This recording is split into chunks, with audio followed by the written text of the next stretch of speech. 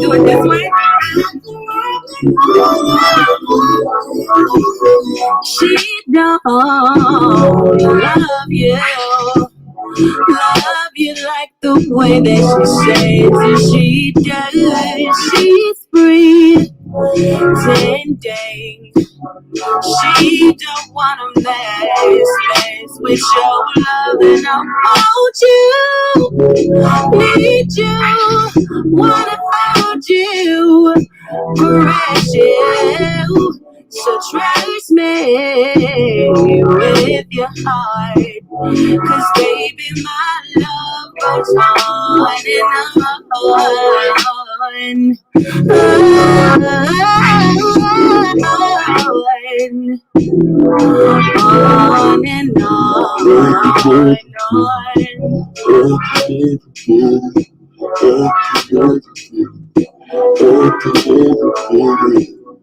She's not like me. She don't really care for your heart. She's just like the other girls that you tried, and I know you need to be loved. So true. So trust me with your heart, 'cause baby, my love goes on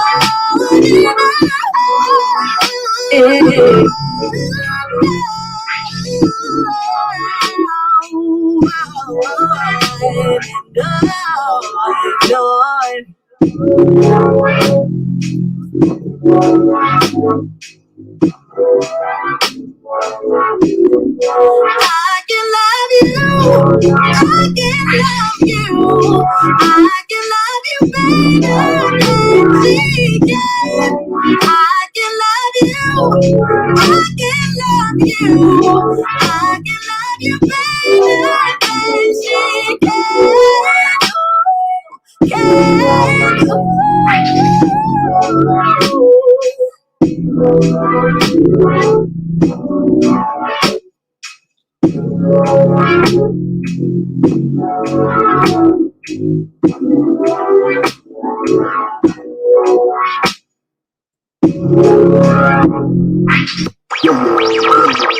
Bingo on the track.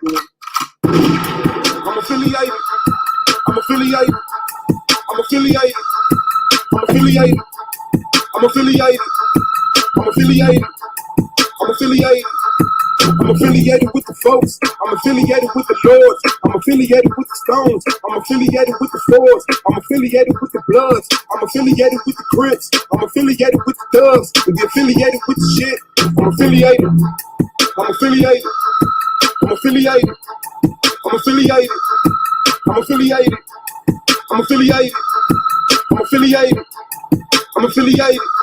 I grew up in the streets and met some real niggas trying to find something to eat, and met some real bitches trying to find something to free. Got the plug on the weed, the D got the plug on the heat, the beats. Now we charging niggas for fee. We couldn't get free for nothing. Now it's nothing for free. We used to get weed for hundreds. Now we sell hundreds. So we used to keep heat in the house. Now we keep heat under the seat. Dripping come from under the seat. Put your bitch ass under a sheet. Bitch, I'm from the G. We moved the nap and got the blood. Now we thugging the peace. We got that bag and now we laughing to come to the beef. These bitches used to swear to God they wouldn't fuck us for free.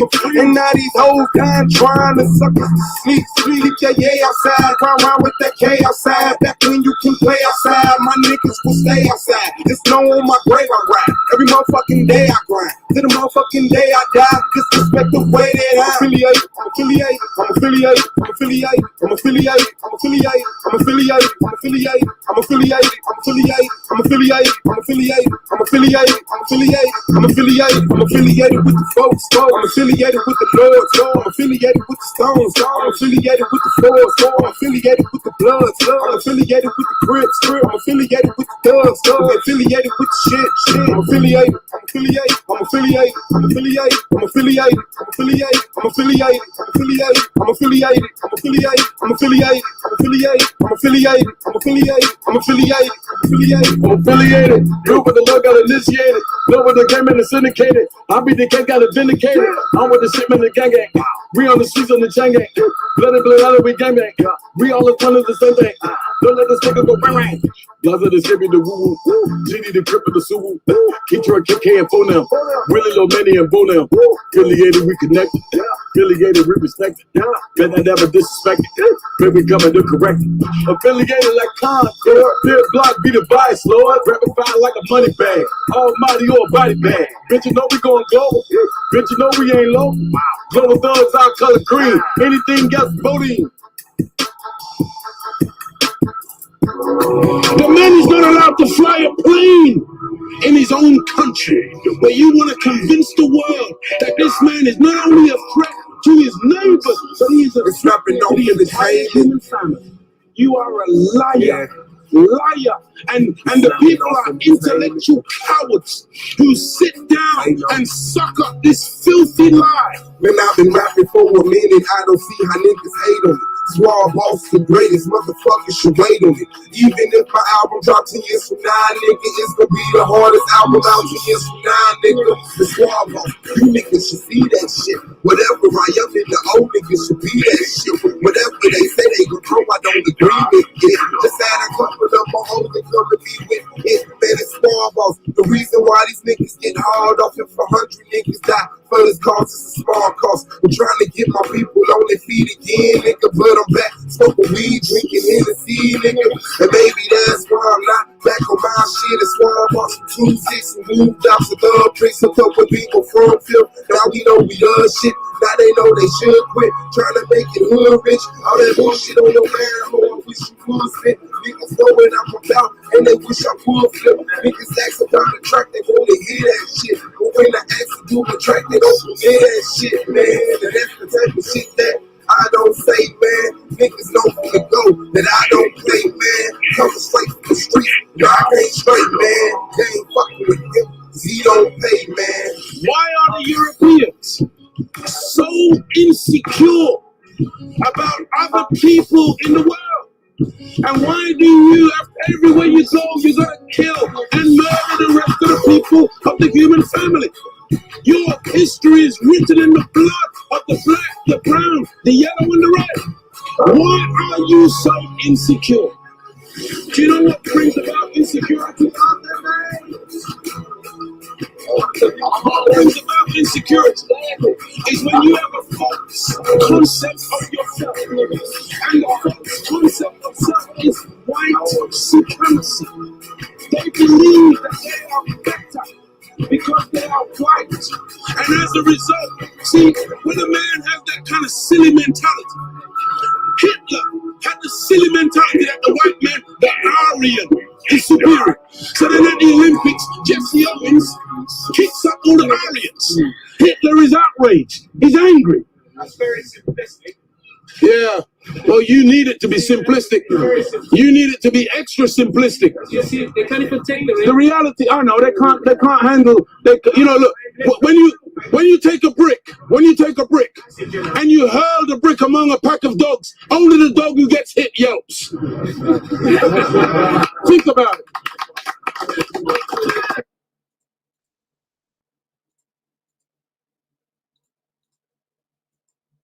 What's up, family? It's the boy Swab Boss, man. It's Snapping Off Entertainment, the AOI S.V.D.L in the Argument League, man. Shout out to Bingo on the track and Z on the cam. That's the Snapping Off fam. Shout out to Solar Mind, the Commissioner, Solar Vision Debate League.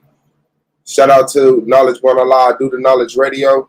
Shout out to the AOI, that's Gold Mine, Brandon Bay, Arm Pro Black, Wicked Radical Ground, Zero, and Hurricane Katrina, the King James 13, Anti-Bully Inc. Shout out to the judges, shout out to the peers, and shout out to the reason we here, the people. Y'all already see the title, man. Tomorrow is the Taz versus Bluu debate. No worry about it at all. Let me put that up right quick.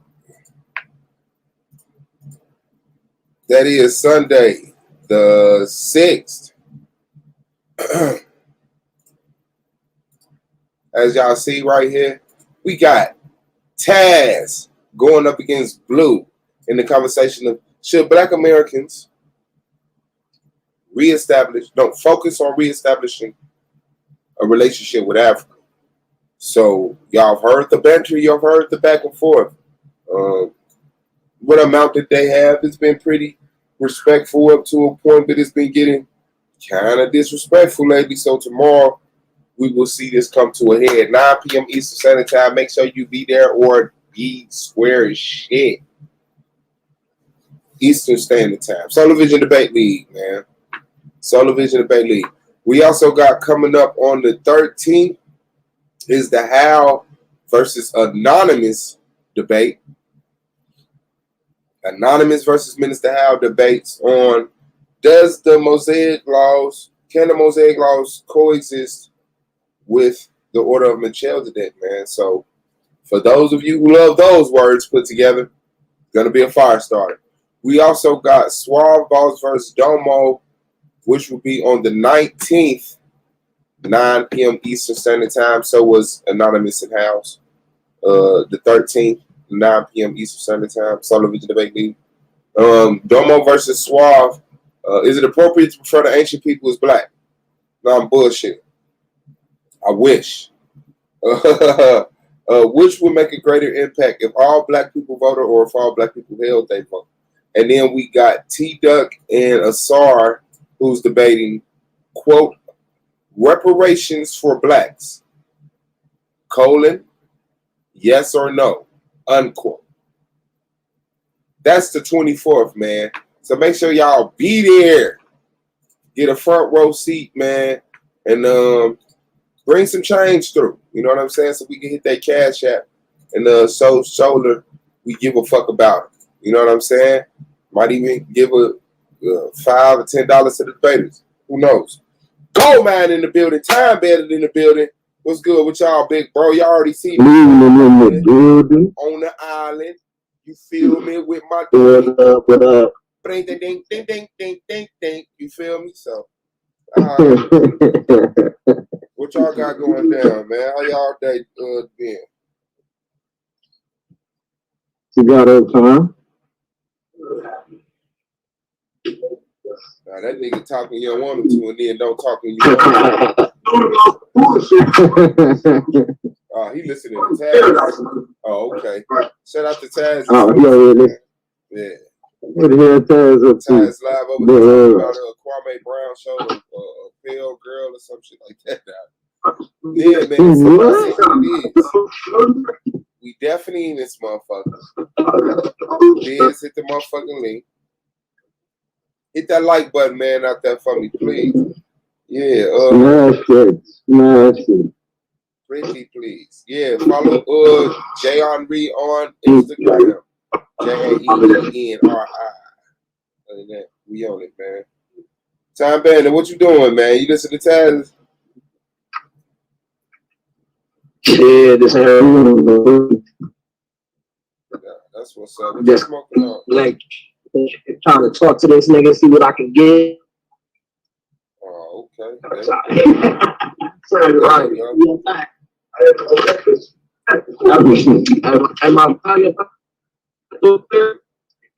You breaking up, bro.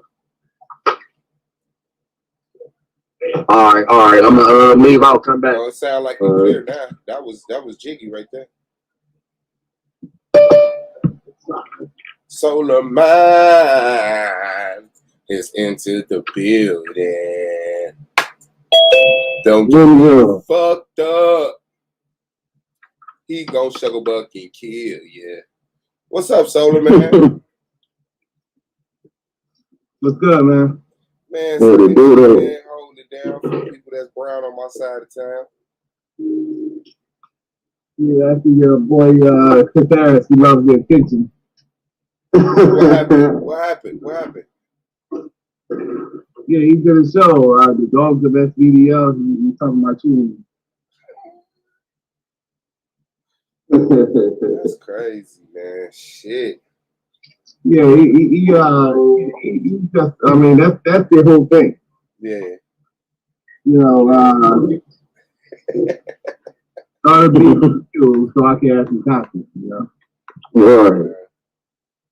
I told him I'll get him later. We back to S.V.D.L, man. So he ain't gonna Go get no to the clap for that playoffs. little moment over here. Yeah. I might just Yeah.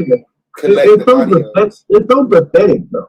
I promise. Like bro. damn, like you just like a straight up fucking weirdo now, bro. This is pathetic as hell to see that. Yes. And for what? Even did what he did. I'm still clueless. I really, honestly, Okay, say it again. Your mic just jumped on. Is unaware of why he pulled the shenanigans that he did. But hey, fuck him. Unstable We got creatures, debate man. tomorrow. There will be a new member of the Solar Vision Debate League coming on, I believe, Monday for an interview. Let's go. Get your pound ready. And he's an atheist. He's an atheist. Is he? He's an atheist. Time bandit. Okay. Yeah. Hey, interesting. Where you say it's gonna be? I'm trying to move it to 5 p.m. Eastern because Yara wants to debate Bluu. Damn. And I want to debate K. Hey, they getting that nigga back. Lex wanted. Whatever they was arguing about yesterday. They think they slick. They think they slick, Swab. Lex wanted to debate Taz before his debate to throw him off. And Yara gonna debate Bluu to throw him off. They think they slick. They think they No, y'all some demons, man. I got Yara for the judge for the debate with Bluu and Taz. Yeah. Oh shit. That's cool. Yeah. I seen that because at first it was Kansu, Garfield, and Kansu, Garfield, and Melvin. And then it was get Melvin off of that. But then it was Inyame. It was too many Hamites on there. Because all of them believe in the Africa, even Garfield. Yeah. So I just wanted to at least have one person that just different perspective. Fuck with Taz, So balance it out. Hopefully, everything goes correct. So yeah, it'll be tomorrow, 9 p.m. Eastern Standard Time. So I think it's gonna be Garfield, Yara, and Kansu. Yeah, Kansu or Yame. I gotta call these guys. So I'll let you know when it's finalized. So yeah, it should be Shit, be I was interesting. thinking about asking. I mean, I'll talk to you. I mean, it ain't nothing, no secret. I was thinking about asking Psychopatheist because he an atheist. Is any other atheists? You talking about the debaters, atheists? No, judges. Atheist judges. I don't think it's atheist judges. Outside of which one was going to do it, but he's always unavailable. Unbiased Sports. Oh, okay. Yeah, I think I saw that name in the chat before. Yeah, he's with Uncle now. Oh, okay, yeah, that's hard. Yeah, I sure was thinking about that. But y'all sound like y'all both from the same city on a different side of town and shit. I don't know. You a Psychopatheist. Oh, yeah? Y'all sound like y'all from the same city. Like y'all both got that Philly joint. No, it's a list. No, it ain't just that. Y'all got rhetoric, man. But why is we trying to tell me, motherfucker. See what I'm saying? No. Y'all be doing that shit, it ain't just the list. Hell yeah. But I don't know, I'm a Midwest nigga, man. All East Coast niggas sound the same to me, bro. Right. All right, it is going down. It is going down, family, tomorrow. 9 o'clock Eastern Standard Time. 9 o'clock. The judges are loaded. Yes, sir. Back to the playoff. Facts. Barbara Ford is in the building. Facts. With her phone, Yeah, so definitely. We have that. Yeah, it's a couple other things. The debut of the Mad Debater. That's what we're looking for. The Mad Debater's debut will be coming soon. I do have off a few days, so you got my test. You don't know the Mad Debater is? Oh, you gonna know? Yeah, I want you to interview the Mad Debater. Yeah, it's gonna be fire. Yeah, Goldmine's gonna interview the Mad Debater. I'll tell you why he's mad. That's gonna be fire. Yeah. Yeah, man. That's versus Bluu, man. Should we focus? Yeah. So yeah, this is gonna be an interesting debate. I'm almost glad that this will be the first one of the divisional round of the playoffs. Yeah, I don't know. I think that this is a perfect opening to the divisional round because really Taz didn't debate a playoff debate yet. You know, with the whole thing with Q. Mm-hmm. So this is really like his debut as far as in the playoff. We'll see where he's at. You know, we'll see where he's at. Because he's hungry as hell. He's over there fighting and clawing at everything. And he's going to be an excellent debater, but I think he's a little wet behind the ears after listening to that discussion that he had with Lex.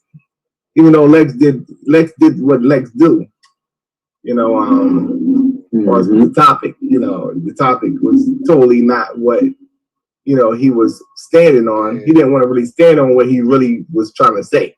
Lex was.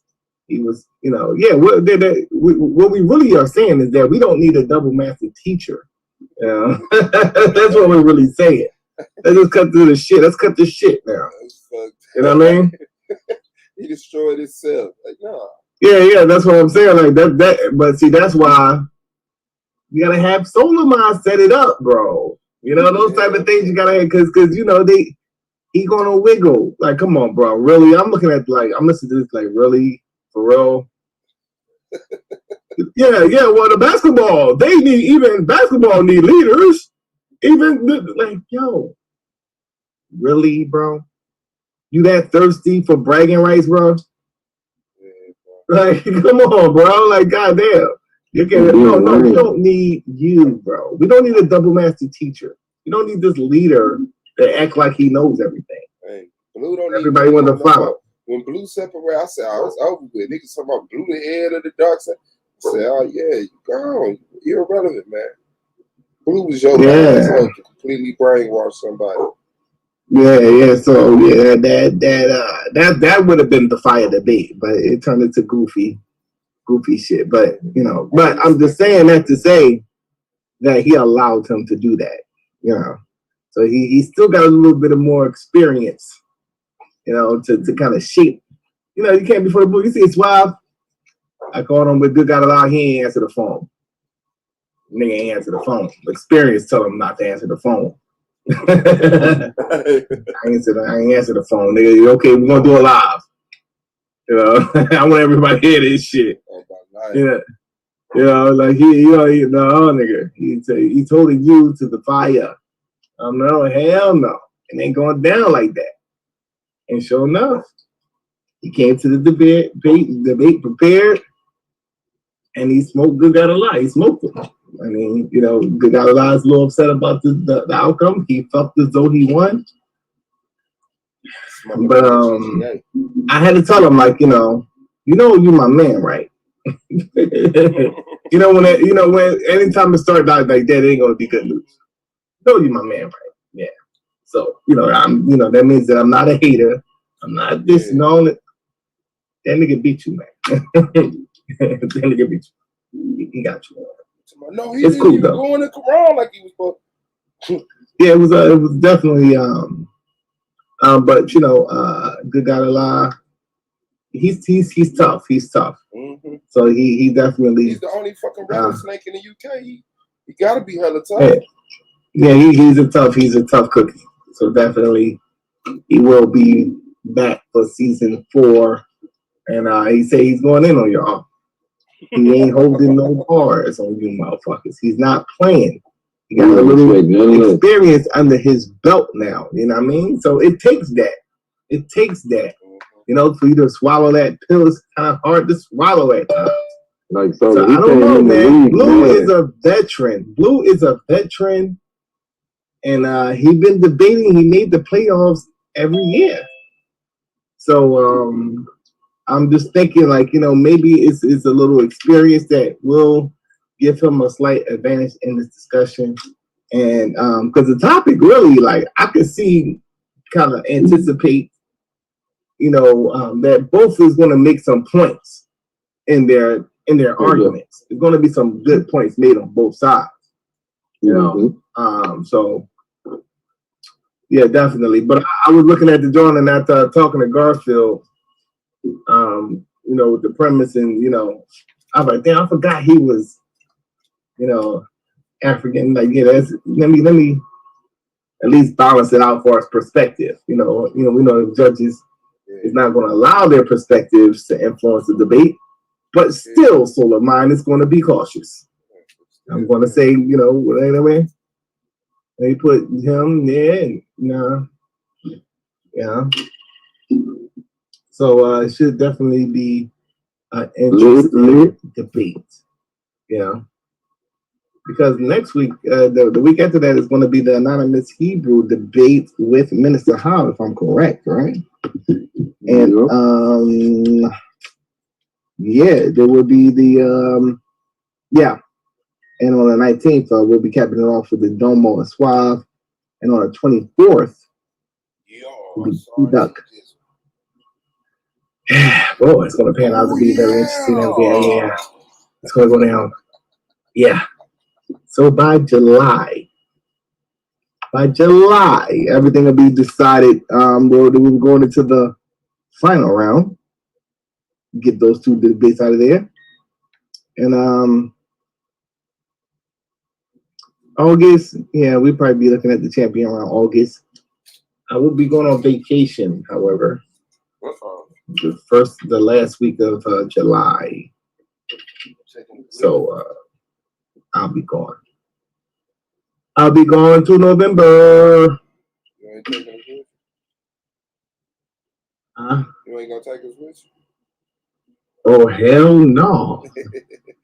You could have that first show division picnic. Hey, just drop the Addy. We'll pop up.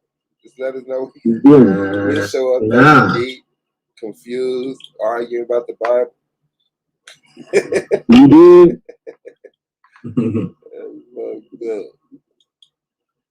But definitely should be very interesting. So we probably will be looking at August as far as with the finals. And then I may give y'all a few weeks, because usually we start in August, so maybe start in September this year. Season 4, middle of September, something like that. Get it cracking. There's a lot of storylines in season 4 already. I could see it kind of already building up. New debaters, as what you already know. New debaters coming in. We got some rookie class. We got a rookie class coming in. We also have debaters that are coming back. So it should be never interesting. Yara. Yareezy. He just he was always there. Yeah, he definitely was the fuck here. Yeah, that motherfucker there. That's what's up, man. Definitely. And there may be a merger. A merger. aka murder. Well, they'll be. I mean, we'll talk about it, you know. But those guys, you know, I'm telling them, like, you know, our format is pretty solid. Obviously, we're a little bit ahead of the other guys, as far as with the, you know, how we structure the debates. I think it's a good thing. And you know, it took a lot of, you know, that's either you got to put it under fire for it to be extra refined. So that's why I took the fire. You know, all the judges and this, the wins and losses, and we as a result of all those things, we came up with a very good system, because it actually definitely, you know, get the statistics. If you guys are interested in it, and makes it more fun to actually debate, you know, with the points. Add the points up and all that good stuff, and to get a loser something to do, because usually the losers don't got nothing to do once they lose. But now they can argue with judges and shit. Yeah, and they extra time. So and it was agreed. It was agreed that they're cool with that. So everything gotta get. They just gotta have a meeting and, you know, be on the same accord with it, like, you know, whatever they're bringing to the table, whether it's debaters, maybe some new judges, and they gotta pay dues, you know, and, you know, that type of thing. So I always leave the door open for that. So it may happen, it may not happen, you know, because, you know, in terms of organizing, you already know. You gotta see what but yeah. That's hard. Who we merging with, though, man? Ain't nobody gonna ask. I just gonna let him get away with that shit. You know, the usuals. You know, JJ and Sword. The junkyard dogs. The car parts. Shout out to them. So, and then this is the thing that I brought up, but he said, well, y'all do it too. When we had these discussions, and if they were to come over here, let's bring them in with open arms. It's not, fam bam. It's not, you know, fuck with them, and because I don't want to make it like a us, you know, in light of them merging. I don't want to make it like a us versus them. As soon as the laws come up, you want, oh yeah, well we don't want that. You know, either way, you know what I'm saying? Cool, man. JJ and them, man, I like JJ. He remind me of my dead uncle. Like, cool, you know? Yeah. So, we'll see though. We'll see in the conversations. Shout out to him. Yeah, we ain't gonna be on no. Oh yeah, Garfield plans on that book that everybody was waiting to come out. Garfield about it. Yeah, with the Israelites. I think it was like something that. Well, anyway, he's gonna come over here and talk about his book. You know, sometime after. Matter of fact, I call him tonight, so we're gonna set a date for that. He wanna come over here. So he's against the Israelites, from what I believe, and he wrote a book against the Israelites. I'm assuming. So that should be interesting. Yeah. Because we released the hounds over here, so this you know, we released the hounds here over the vision debating. So, you know, he will, you know, I said, you want to come over? It's in his book. I said, you know, it's Israelites over here. Okay, as long as you know that. It's all good.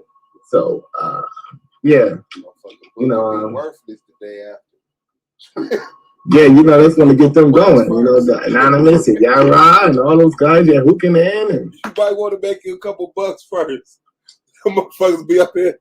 I know up there 6 hours after you introduce that book. That's how you get done anyway. Facebook post, they got a whole Reddit page debunking your shit. Yeah, they're gonna make a new group just for that and shit. Yeah. The anti-Garfield, whatever. How about shit. Lewis gonna write a book about it? Oh, I have a book coming out day after tomorrow about your book.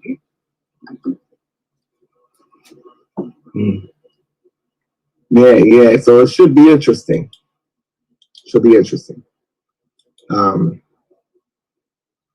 And got a book based off the internet. Madonna, what's up, man? My bad, man. You sure did. What up, Squad? What up, Solomon? Gold Mine? Nadon, what's going on? Yeah, man. Garfield got that goddamn book made up of a collection of internet logic. Brother ain't did no ground research. We're gonna light his ass up. We're gonna light his ass up. Nigga can't even make a book around this motherfucker, man. Hell nah, I said he had some boots on the ground and did it, but shit, he just got a collection of internet information. He just went down niggas' Twitter feeds and shit, collected a couple Facebook group banter. Yeah, anything proving white folks to Jews, put that in my book.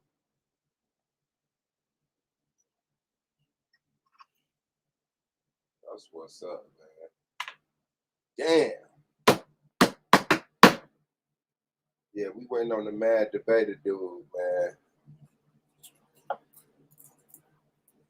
Who is the mad debater? You won't be watching the debates, man. It's a commercial that come on. And at the end of it, the mad debater come on.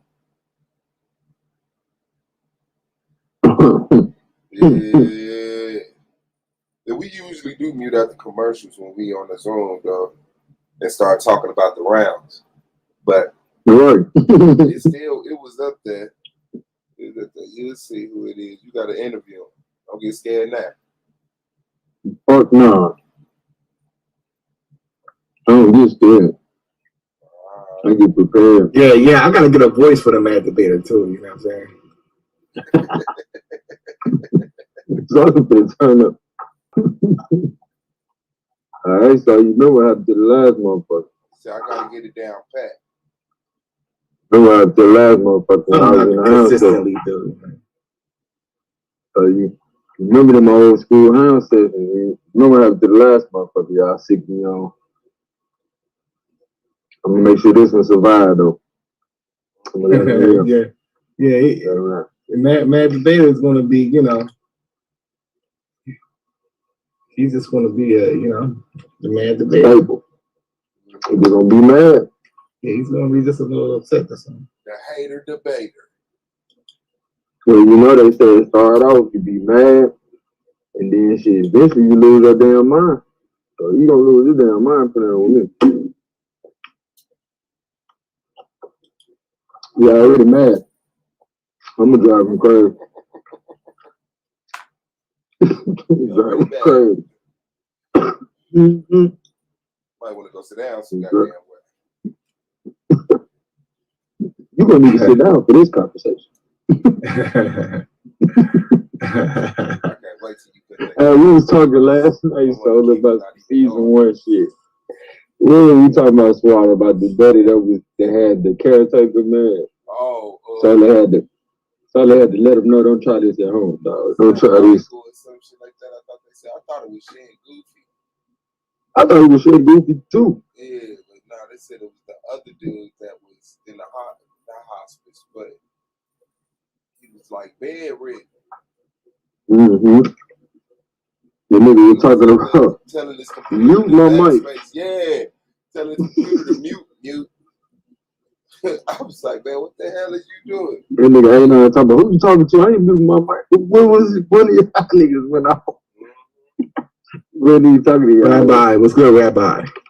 What's going on? What's going on, Rabbi? How you feeling, bro?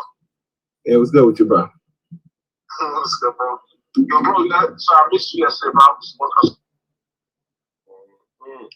Yeah, Zola had to mute his line, man.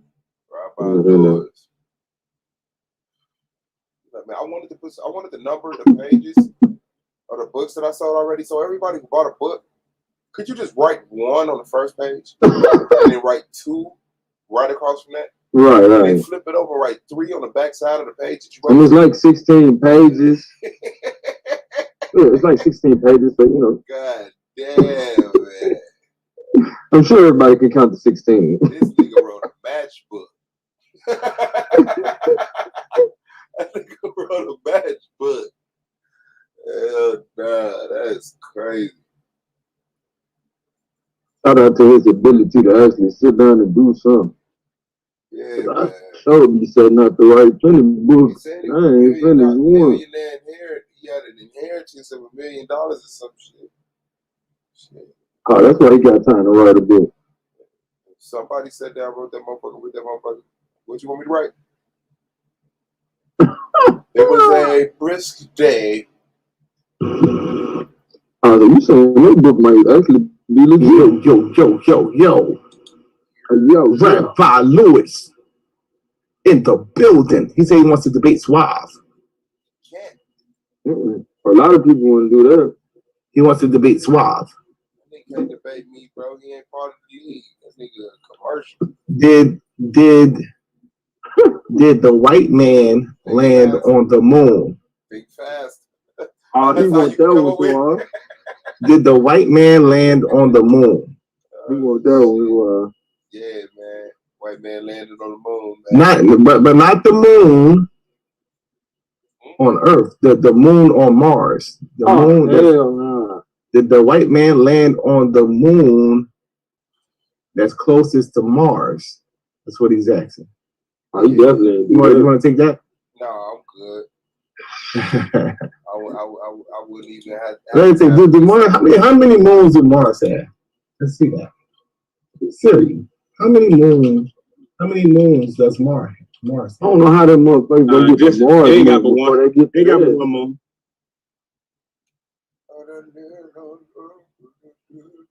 I really know. No. It says Mars has two small moons named Phobos and Deimos. Oh yeah, I forgot they created that one that looked like a little Stop, asteroid. Stop, bro. You was wrong. Stop. Yeah. Yeah. The other one, man, you can't even call that nigga don't lose no that's an asteroid. Yeah. Man, if you look how little that shit is, you look how little that shit Bro, is, man, you that's a ain't damn even looked asteroid. at it. It does say he did two Yeah, I have small seen it. moons.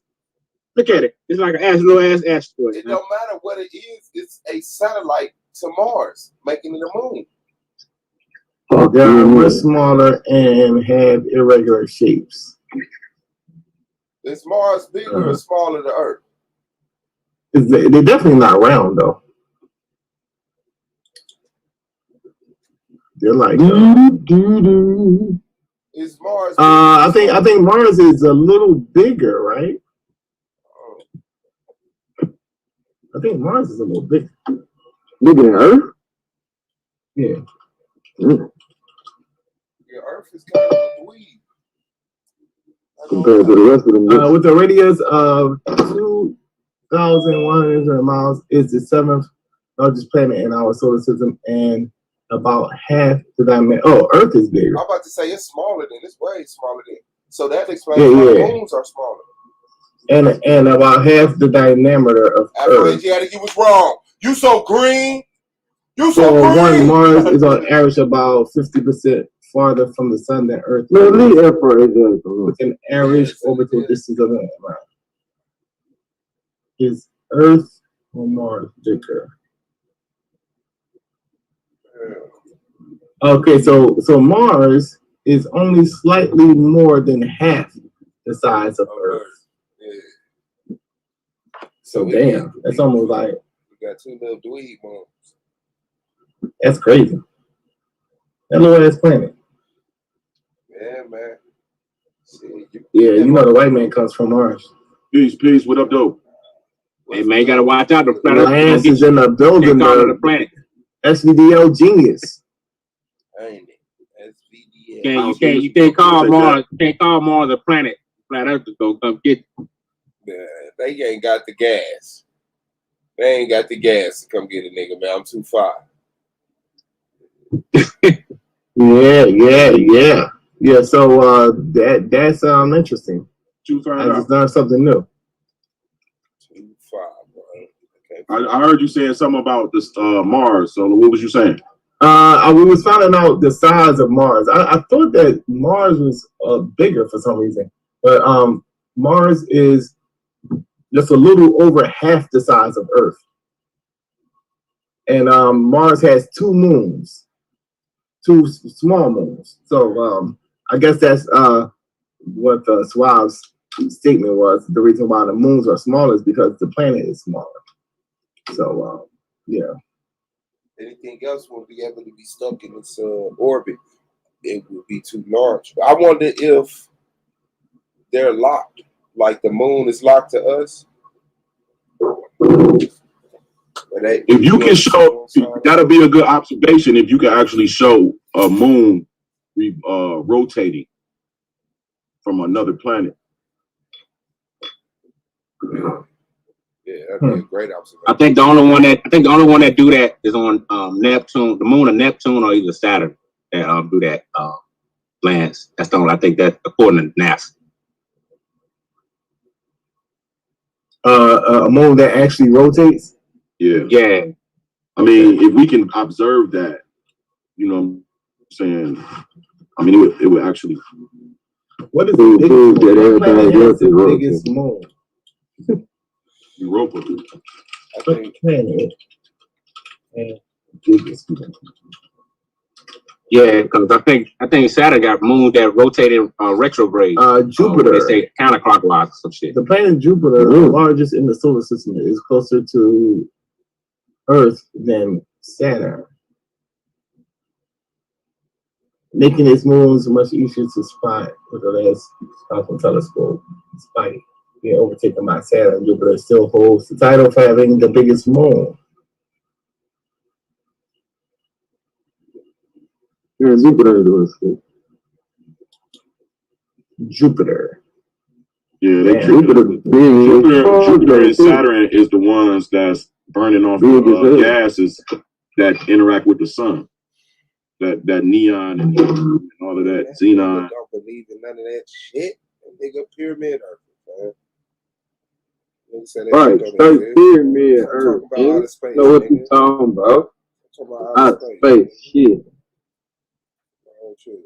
Coming to a real conversation. Jupiter, the biggest planet, is more than 10 times. Look, Jupiter, the biggest planet, is more than 10 times larger than the Earth. Damn. The maximum possible size for a planet is 18 times larger. Jupiter is about the same size as the smallest star. You see how many times the Earth can fit inside the sun? It says it. Damn, Jupiter is about the same size as the smallest star. He said,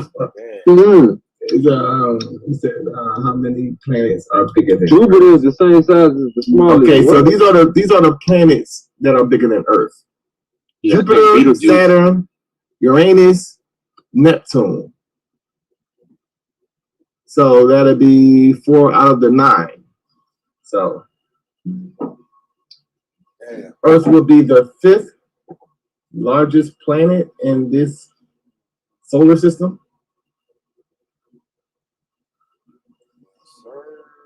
Shout out to Earth, you ass niggas. So it's right in the middle, huh? Yeah, they call it Goldilocks spot or some shit. Just right. Okay, so to ensure that this stays stuck, just think of something along the lines. Okay. Okay, so it's Mercury, Mars, Venus. How you doing? Mercury, Mars, Venus, Earth, Neptune, Uranus, Saturn. Wait, that's only about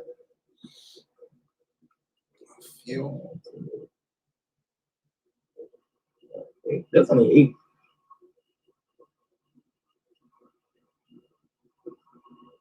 Neptune, Saturn. Which one is missing? Yeah, because it's supposed to be 9 planets, right? But they only named 8. So which one is missing? Pluto. Pluto. So Pluto is not a planet? Yeah, it's not a planet no more. Whoops. Sorry. Oh. Yeah, they discredited Pluto. Okay, so what is Pluto? A star? Well, now they're trying to say it. Now they're trying to say it can't be a star. They're trying to reclaim it as a planet again. So what did they say it was when they said it wasn't? They're saying it's the moon of Planet X. Something bigger than it is. Okay. Move like it does. Okay, I get it. Okay, so I think I heard that. It says Mercury, Mars, Venus, Earth, Neptune, Uranus, Saturn, and Jupiter. In that order. In that order. Mercury is the smallest.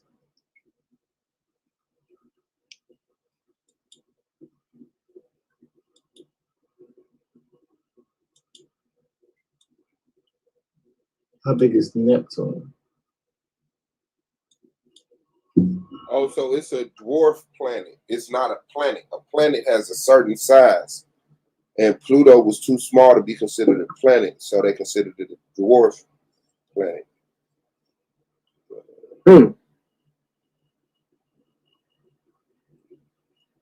That's crazy. Motherfuckers crazy as hell, man. They came up with that shit on the fly, like, you Bro, just you small enough.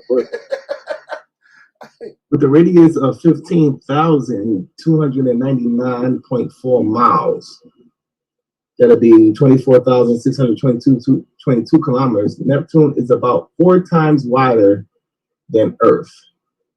If Earth were the size of a nickel, Neptune would be about as big as a basketball. Oh, goddamn. God damn. You ain't lying. Shit. Hey, I'm moving to Neptune. Y'all niggas can go take y'all ass to Mars. Y'all easy. Look at him. He says he think because Neptune bigger that there got to be more women on Neptune because Hey, it's they bigger. booty's bigger. It's damn sure gonna be. It's damn sure gonna be. I'm gonna make sure they there. I'm bringing them with me. They booty's got to be bigger. It's a bigger planet. They got me, bro. I'm a hip man. Man, the white man that mapped it all out. You start walking up to chicks like, girl, you look like you from Neptune. That big ass. Like, your booty got a moon. She must be Earth. All right, that's it. The white man that figured out the size of the other planets. Oh shit. I mean, I know, right? People helped figured it out. What you talking about? You're right, but now we was believing all this shit. It was a mixed Hold on. Now y'all ain't gonna discredit this little black lady that was back in the room crunching them numbers. I knew there was some shit. Them little black ladies that was in the back room. You know they got the sisters in the background. You know they'll be asking them like that. And the sister thing is just a simple question, but it'd be like major shit. Like, what would you do? If you were to estimate, I just had a like actual question. If you were to estimate, how bigger you think is Neptune comparison with Earth? And then she's like, I'll look into that. Yeah. Then they'll take it like they fucking invented that shit. And then they done told their partner anything, and they're like, exactly. You won't believe this. This motherfucker believe me. Yeah, that's the thing with laughing at each other. You know how the motherfucker be like, yo, they plagiarize everything, like with the religion and all that. The reason why it wasn't no such thing as plagiarization. Then, like you know what I'm saying, like wasn't nobody plagiarizing until he came. Yeah, they showed didn't nobody think to take somebody else's shit and say it was their own. That's like that's all this creation. That's how they showed the movie. They went to the moon. Said those black women taught them mathematics.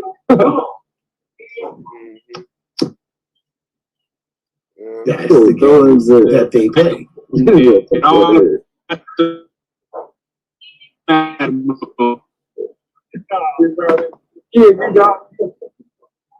Yeah, my mother could have used that information contemporarily. You're gonna put the shit out 40 years later, we don't give a fuck. We playing Pokemon Go, we don't give a fuck. Shit was real in the 80s. In the 70s. Man. Niggas would have gave a damn about that shit back then. Right. It's like, yeah, I ain't know we was. Girl, I'm finna raise this kid right. Let me put this crack pot down. You feel me? Let me put this shit down.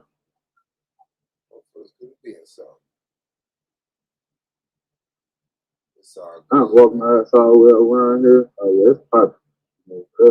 All right. Hey, check this out, y'all. I've been working on an intro to this other episode. I'm about to play it. Y'all let me know if it sounds corny or not. Real talk. If it sound corny, I gotta hit. I want you to know if it's corny, it's a success, bro. You don't tell your ass about your stuff. All the shit that go big sound corny to the person that make it. They don't never like it, bro. Yeah, you know, and it's funny you say that, right? Because I was watching this joint with DMX, and you know the Rough Riders anthem, right? DMX did not like that song, and he did. Nah, and in fact, it was because he lost a bet that they added the song on there. I think they was playing poker. I think they was playing spades or something. He's like, well, if you lose, we're gonna add this. No. He said, if we lose, you got to do something to this beat because he didn't like the beat because it is a simple beat like bam bam bam bam bam bam bam. He said he didn't really like the beat. I don't like a sweet beat. So yeah, and that was like the hit. That was the shit that was like, you know, even though the whole album was banging. That's all. Yeah. That's the one that get the commercial play like Baby Got Back. They play that shit. That's his highlight song and shit. My favorite genre is Look in My Eyes, See What I See. That's my favorite song on there. Burning in hell, but don't deserve the beat. Got niggas I don't even know that want to murder me just because they heard of me. That's my shit. But that was a popular song that they played on the radio all the time. Because really that led into the whole Rough Riders, you know, the Rough Riders motorcycles and the four wheelers. That's a whole thing now. That would have to be my favorite one. That Is You With Me or What? No, the positive one. I never had a favorite one, but when he did that one song, You With Me or What? The one he did, he was in the jail. They don't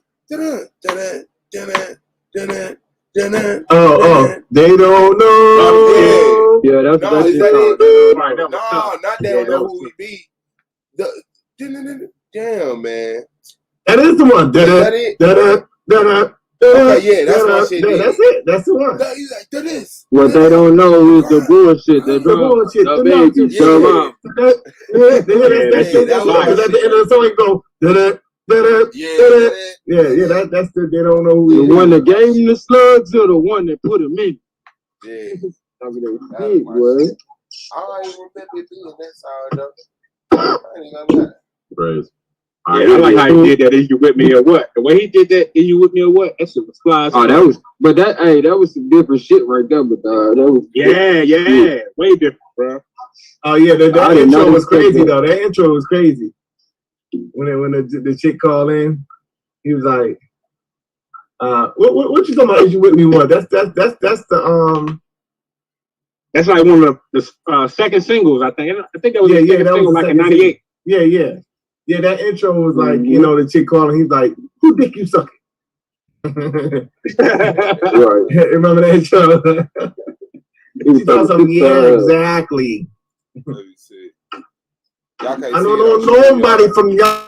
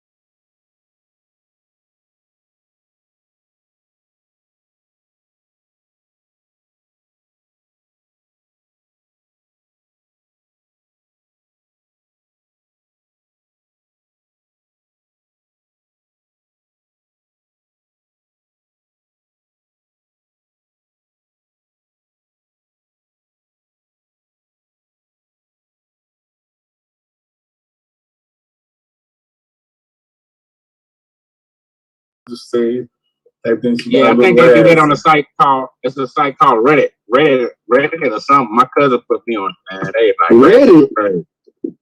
I thought that Yeah, was you some type in other like shit. no, like Reddit, you type in like baddies or something shit. Man, he was showing me like, bro, it's all live and like that shit though, bro. It's crazy as hell. You said it's dope. Yeah, it's tight. I mean, you know, if they ain't nothing but naked women of all races.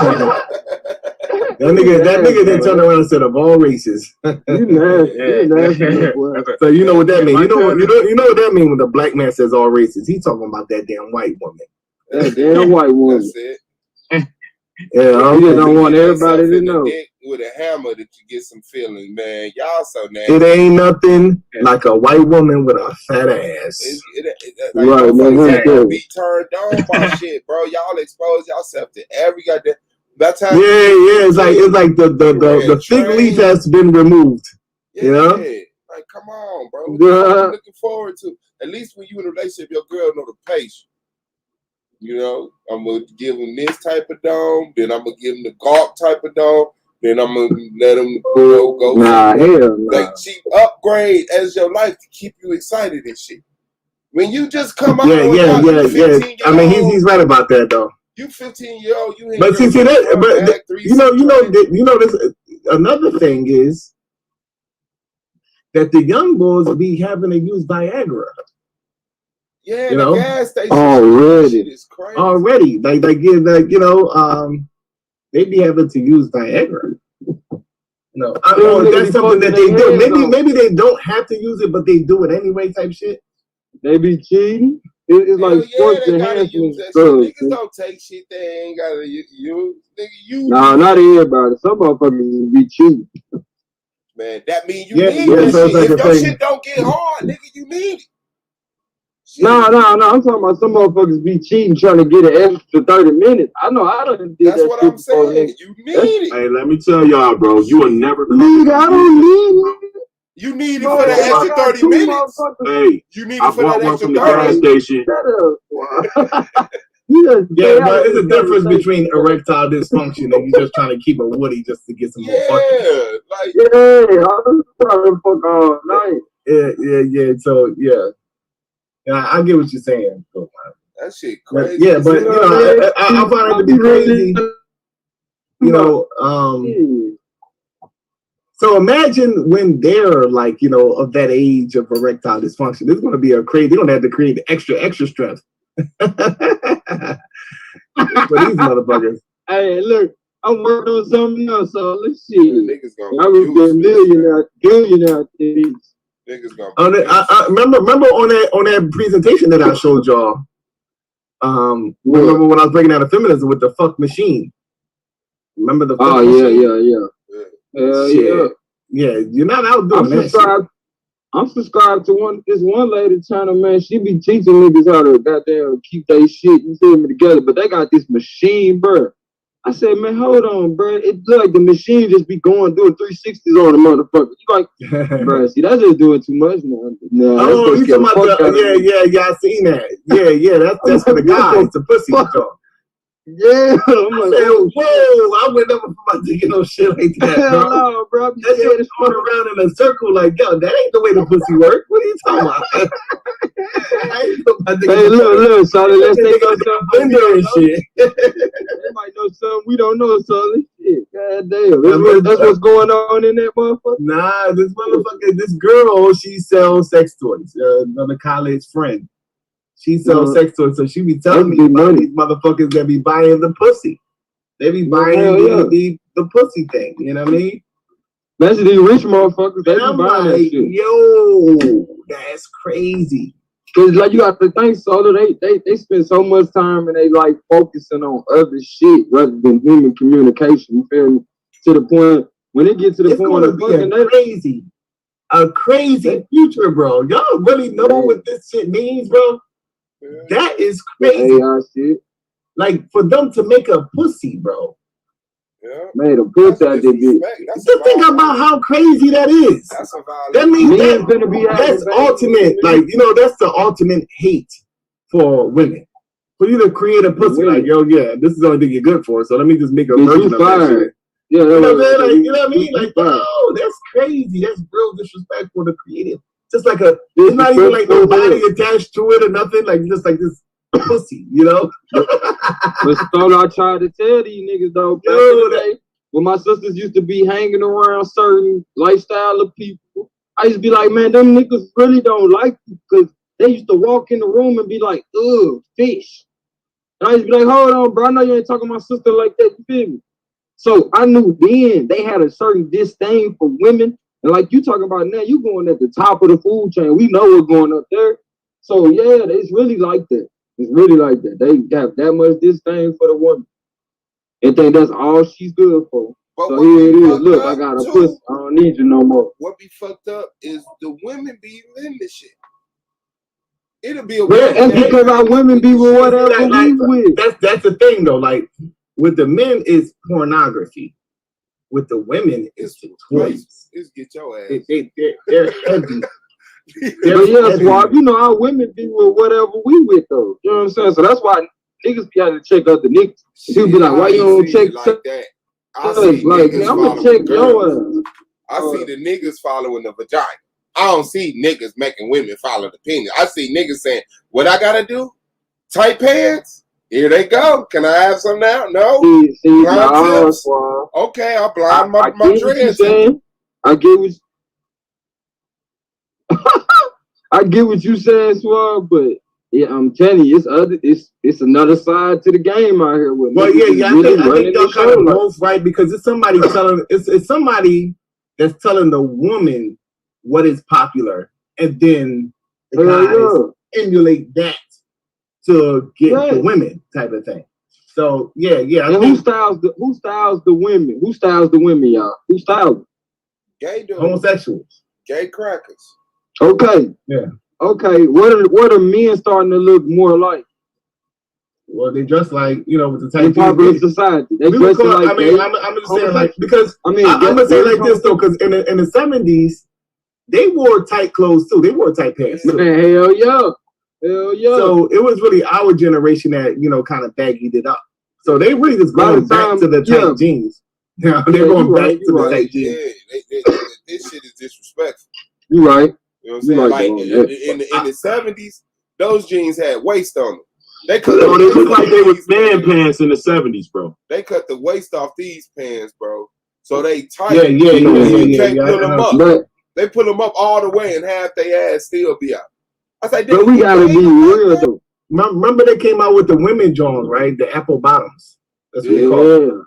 And they was just for the women. But now they design most of the jeans like that. And then we gotta be real. I'm going to the store to buy some jeans, and it'd be hard to find. I gotta look at. I think they got a name for them, like the old style jeans or something. You gotta look. You gotta get them, bro. You gotta get them motherfucking husky for your shit to fit right now. You just got motherfucking husky, bro. And then don't be all the shirts. It don't matter if it say 5X. Them bitches tight. Right. Like chubby niggas had a whole form showing.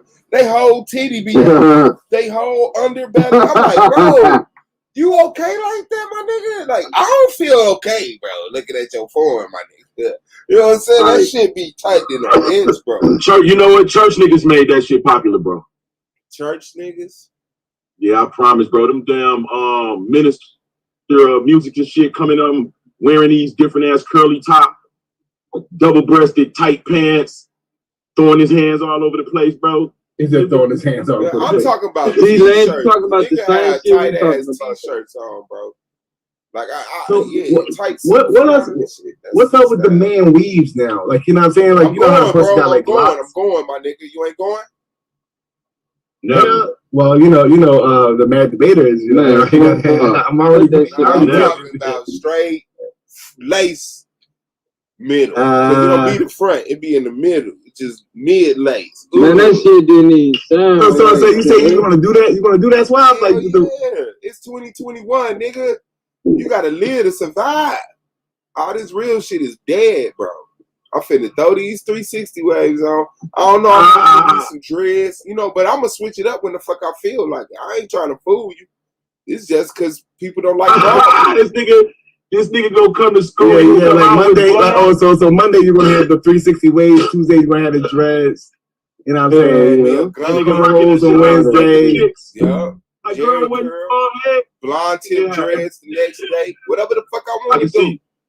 Hey, bro, I can see you if you throw that Jerry curl. Man, you doing too much, bro. And you know what? You know what? I like that big worm look. You know what? The women is not gonna have no problem with that at all. They not. It's gonna be us. We're gonna be the ones hating on him. And I'm gonna be the ones scrape y'all. I ain't gonna be hating. I'm gonna tell that nigga the truth. Hey, it's gonna be a video. Scrape. Cause these niggas out here fake as fuck, bro. I'm gonna tell that. I'm cool. I'll wear my ball head. But don't mean you gotta be fake. It's a political thing. Yeah, but see, the thing is almost like the reason why I can't do that. And I'm not gonna say that because Suave may convince me. But like at this point, I'm like, it's part of the whole process of experiencing, your aging. Like a lot of motherfuckers want to be acting like, you know what I mean? I want to experience what a 40-year-old experience. You know what I mean? Okay, balding and I'm not trying to, I did the 20 shit already. Cause I never had braids. I always had the waves, the little 360 shit going. Many of us never thought we was even going to see fucking 40, bro. As much as it came on the news, bro. Niggas just started caring about their life like 6 years ago. After the kids, bro, you got to start your life immediately changed. Man, that shit didn't affect me, bro. I ain't gonna lie. I had a baby and it was like I wasn't all the way on whole ass shit in the street. I was about family and in the house, but it was still the same shit. I gotta make my money. No, I had my daughter first. I gotta make my money. You know what I'm saying? So I'm gonna flip my career. I rap, so I'm gonna be in the studio. You know what I'm saying? But I wasn't the type of nigga that was robbing niggas 3 o'clock in the morning anyway. You know what I'm saying? I always been home, nigga. You wasn't on bullshit anyway. Yeah, I have my kids with me, bro. No bullshit. My baby mamas would drop my kids off with me, bro. All the time. And Monson said he want to get his dreads back. I'm telling y'all, man, it's a statement, man. Fuck this shit, man. So Monson said he get his dreads back. Yeah, bro. Man, I ain't mad at him. Fuck it, then. Everybody gets out dreads though. Bro, real talk, bro. I would never do that, man. That shit like. Man, Lance, you got hair. Shut your punk ass up. You got hair, man. You got hair. I got a bald spot. In the back of my head, bro. You ain't completely bald. I used to. Bro, look, hey, that's a flaw in my wave pattern, nigga. I am fucked up. How difficult the black man makes you. Yeah, what I'm talking about, bro. You trying to bro. Like Just get you the Dr. Fill-In, bro. That shit, bro, you gotta know. What I'm about to do, bro, is I'm about to change your habits before you go. That's what I'm about to do. I'm about to change my motherfucking smoking habit. First of all, I know that's an issue because it causes the capillaries to clog. I'm gonna stop smoking, start working out heavier than I am, and see if that testosterone kick in and causes the hair. I don't have to jack off, my nigga. That shit's 9 months ago. He got a whole, that nigga got a whole plan he thought out. He said, go and work out heavier and hopefully the testosterone kick in. Yeah. Hang around some, I gotta try it first. Hang around some alpha males for about a month or two, you know what I'm saying? Go kick it with some hopefully the testosterone kick in. Hold on, so because he's lying to himself, because you don't even need testosterone to grow no hair, nigga. Yeah, you do. But you talking crazy, bro. The operation zone, dude. Ain't that like natural though? The operation zone where the men's hair and shit. Nah, it depends on if they unclogging your pores or if they taking pieces of hair from another part of your body and putting it in that area. You got a lot of armpit hair you can use. Nah, you don't want that on top of your head, bro. That'll really like I got burnt by hot water, and what they did is they cut the keloid. Keep on talking about that hot water. They cut the keloid and then they pulled my underarm up to close the hole. So now I got underarm hair on my shoulder. Wow. That's still it's a nervous. Nah, it's a different type of hair, bro. But I don't know. They got a shampoo that they got a shampoo that do that unclogs the pores in your hair. And you know you got a lot of times, bro. When you do teaching on that, the in nursing they will tell you, change your diet, exercise, get a blood test, see if you lacking any vitamins. Can I You know what I'm saying? Because a lot of Can times. I ask you something? Hold on, Swan. Let me ask you something first, Swan. Let me finish telling you the teaching. Y'all on point what you We didn't saying. sign up to learn this recipe, bro. We talking to you about this shit. Well, you didn't sign up to learn the recipe. Yeah, that shit's making me lose hair when you talk that shit. Man. Hey, hold on, No, because you gotta change your diet and shit, bro. You gotta put Nigga gotta some hair listening to that shit. Yeah, I got go ahead, Lance. What you was saying? No, that's just a training that they tell you, bro, in order to cause hair growth. You know what I'm saying? We have to stimulate it chemically from the inside. It ain't always an outside thing that causes it. That's why you put deodorant on your shoulder blade? Most times, now I got to do that. Most times, it's well, I'm an old man now. It falls off. My testosterone level probably about 89%, 83% to be honest. That's what the problem is. That's what you That nigga said 83% to be honest. That's why I got the man titties. Well, no, because I realize I'm overweight. I live a sedentary lifestyle. I don't walk but like we get days. it, bro. But you act like you really said a specific number. That nigga said 87, but 83 to be. Nigga, tell the truth. You be sitting on your ass all the time. That's what sedentary means. Yeah, don't try to switch it up. I got a sedentary lifestyle. You think you sleep, nigga? Man, all you gotta do, man, is all that good shit y'all said, and get you some goddamn Mr. Fill in, man. You hit your head with some of that Mr. Fill. You can swim in that shit, especially if you just got like a little thinning spot where you still got hair to hold on to. Man, you sprinkle that shit in there, bro. You could brush that shit and everything, bro. Swim with that shit and everything, bro.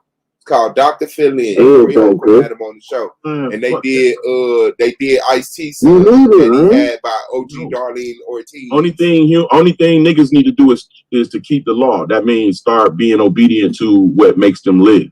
Man, what law, man? Facts. But for us, hey, I read a book, bro. When they was talking about when they first encountered some Negroes, it said that there were no sick among them.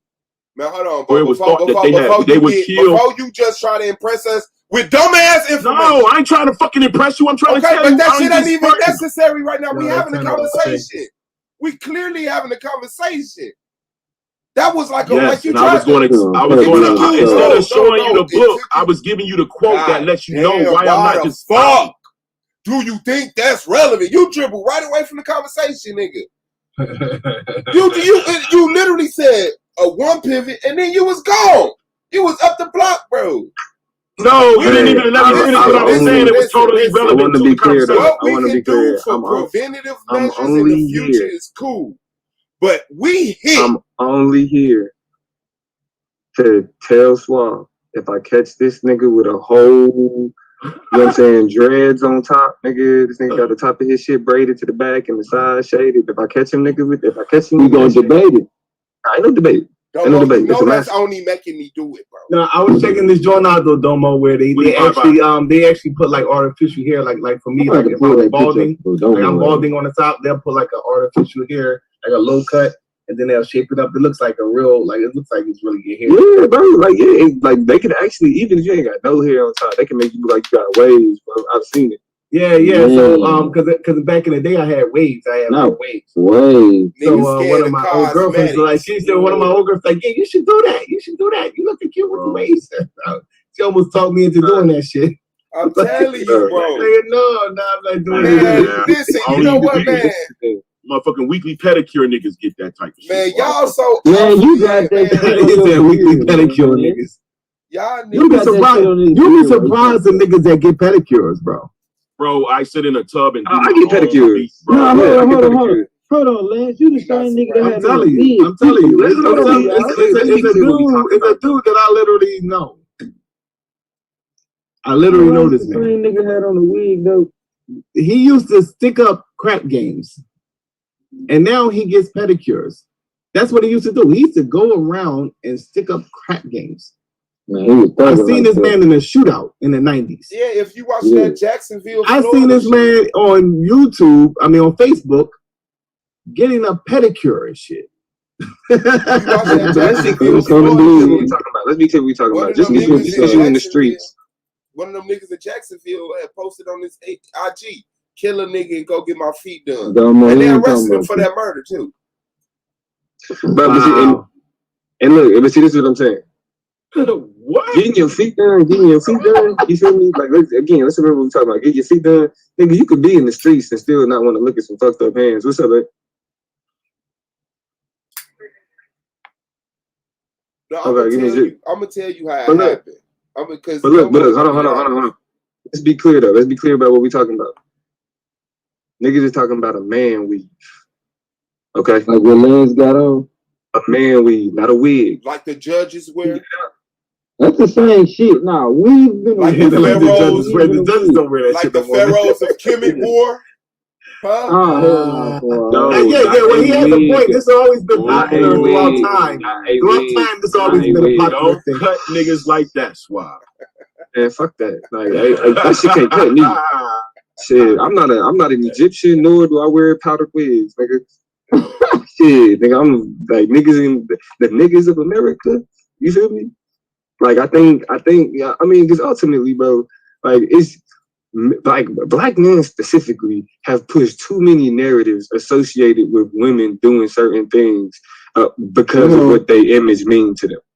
You feel me? It's been too many conversations, too many think pieces, too many woke niggas, too many, you know what I'm saying, conscious niggas, too many niggas thinking that they can break down and understand women based off of material things that they do in order to maintain their image. You feel me? For the black man, losing that top, you know what I'm saying? Like, when you think about it, nigga, all on TV, niggas had lost tops. But look, nigga, we was out there. We was out there. We was out there, nigga. But listen, Tommorow, this ain't that.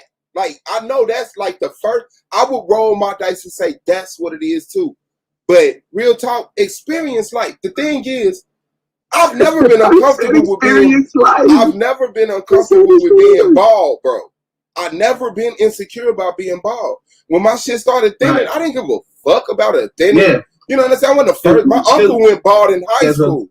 I'm talking about. That's real talk though, because me neither. It was almost like as soon as I seen a sign of, because I could have rocked out with a real low cut, like what Domo be doing. I could have rocked out with a real low cut. But as soon as I seen the first sign of it, I was like, let me look out. I just got this because I cut my own hair. So I just cut it off. I just cut it all off. Like, you know what I mean? Then from there. Hey, bro, I was seeing elders in my youth and already had made plans to go bald, bro. I already made my mind up. I see my wave pattern in the back of my head. I started seeing it thinning. I seen it already. I was like, yeah, I already know what I'm going to do. I cut my hair off. In that nigga head. Yeah, because I see my grandpa, and my uncles, they all was bald, and I said, yeah, it's inevitable. Yeah, boy. Yeah, I mean, I seen, when it started happening, I mean, I knew what it was, you feel me? But I wore hats. I was like in high school and shit. Basically, this like a hat. It's like I wore a lot of fitted caps. You know what I'm saying? Growing up, like Kansas City, y'all like where is it? Yeah, that's a cool color. Yeah, exactly. You know what I'm saying? We had different type of hats. You feel me? So like my shit. And then, you know what I'm saying, that type of shit is stress. You probably have the best hats. You got the Kansas City Royals with that royal blue. Let me fry my brother Gold Man right quick. With yellow in it. Gold Man. So you telling me you gonna kick me for getting a man weave, but you use motherfucking sexual enhancement drugs, my nigga? You can get 3 extra hours. Hold on, you can get 3 extra hours, but I can't get a man. How you putting that on him, though? He just made a statement. You can't put it on him. He didn't say that he used it. He was just saying that. Man, he did say he used it. No, he didn't say that he used it, bro. Man, I heard my brother. That nigga said, I have. Hold on, this nigga sitting here. He's sitting bro, look at the Jesus picture, bro. No, bro. Reason to do the shit, well, if you want to do it, do it. My feelings just hurt if you don't believe I can grow your damn hair back. You're good. I'm like, man, okay. Don't let these white people put that fake shit in your head. Go, man. Look how much of a bum this nigga look in this left picture. And then on the right, he could be taking out somebody's sister. Bro. This nigga look like he literally could pass away and nobody would even ask about him. Over here, it's not real. Over here, he look like he can give you a job. That's a little too much right there, bro. I would do like homeboy right here at the bottom right there with the. Yeah. I would do that. Yeah. Like, hey, no bullshit. No bullshit. There are going to be more. I guarantee. The more niggas start wearing this man weave, it's gonna be more sisters that's gonna start becoming natural. The reason why is they gonna see what it feel like to see a nigga take his hair. Yep. Y'all welcome. They gonna see what it feels like. I'm giving y'all natural women back. Y'all welcome. I appreciate y'all. There you go. And that's how we move as black men. You feel? You feel? Yeah, I'm about to say Jamie Foxx definitely is doing that. Oh my life.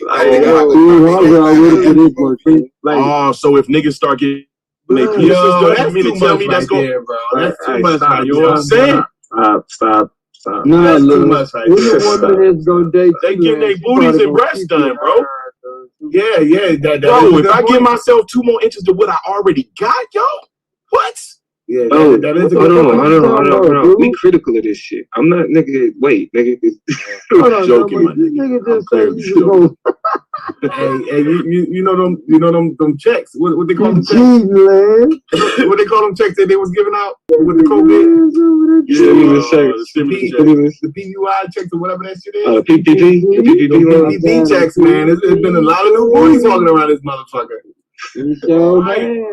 Bro, I know 3 nurses personally who flew to Florida, Miami to get their shit done by the same person, bro.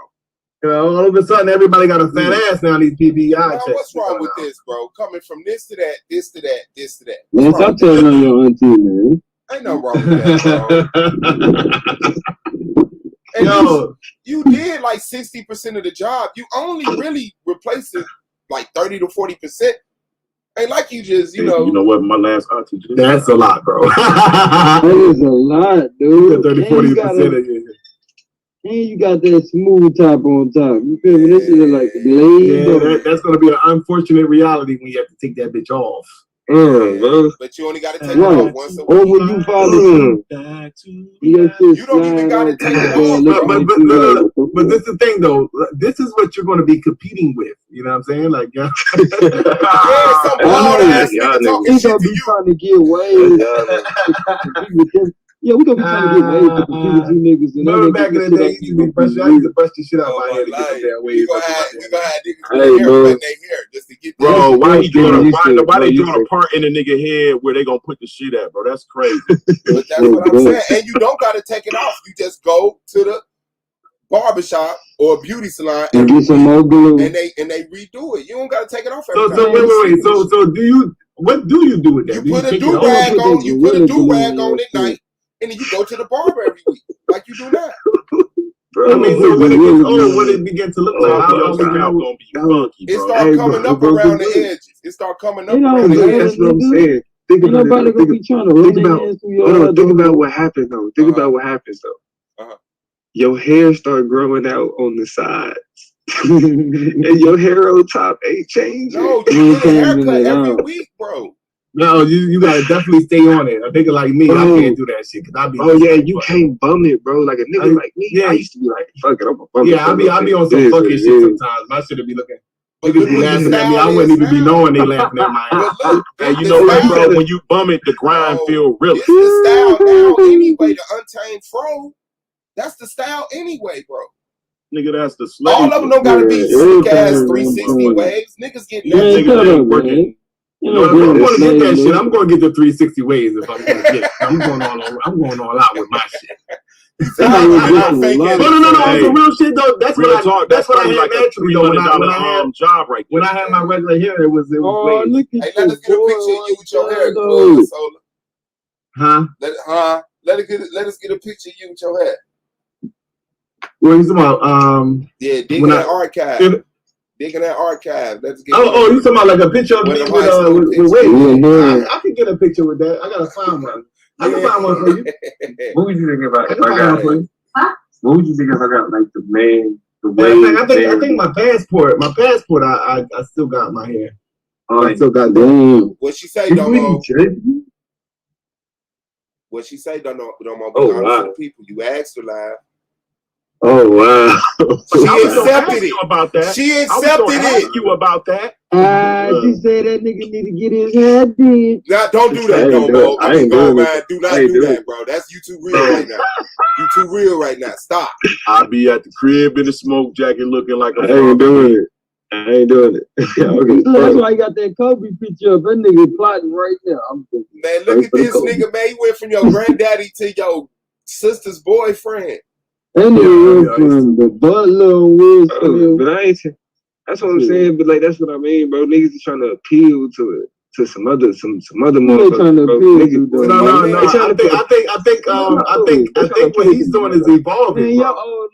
He's evolving with the time. This is like the new shit right here, bro. Look how young that motherfucker. Hey, open that picture. Open that picture, bro. You know, black don't crack. I mean, look at Swab, right? Swab ain't got no wrinkles on his face, right? Imagine if you put Swab look old. No, because he got a bald head. That's why. But if you put, he don't got no wrinkles. So if you put like a wave joint, or a regular wave joint with the beard, nah, he can put 20 years. Wave joint. Y'all niggas scared of change, bro. That's what it is. This why people die. Never.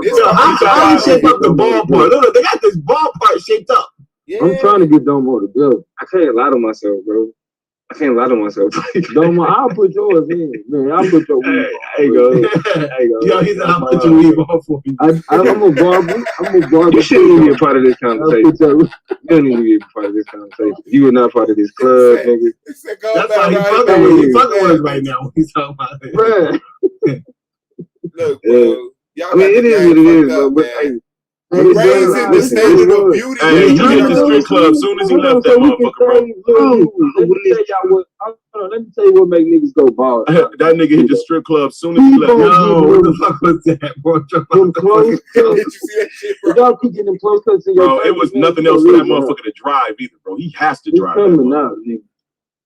listen, all I'm saying is, like I can't look at it knowing that it's. Domo, you gotta stop getting your haircut now. I ain't know that. Domo's a hater, man. He's a hater. Domo ain't 50 yet.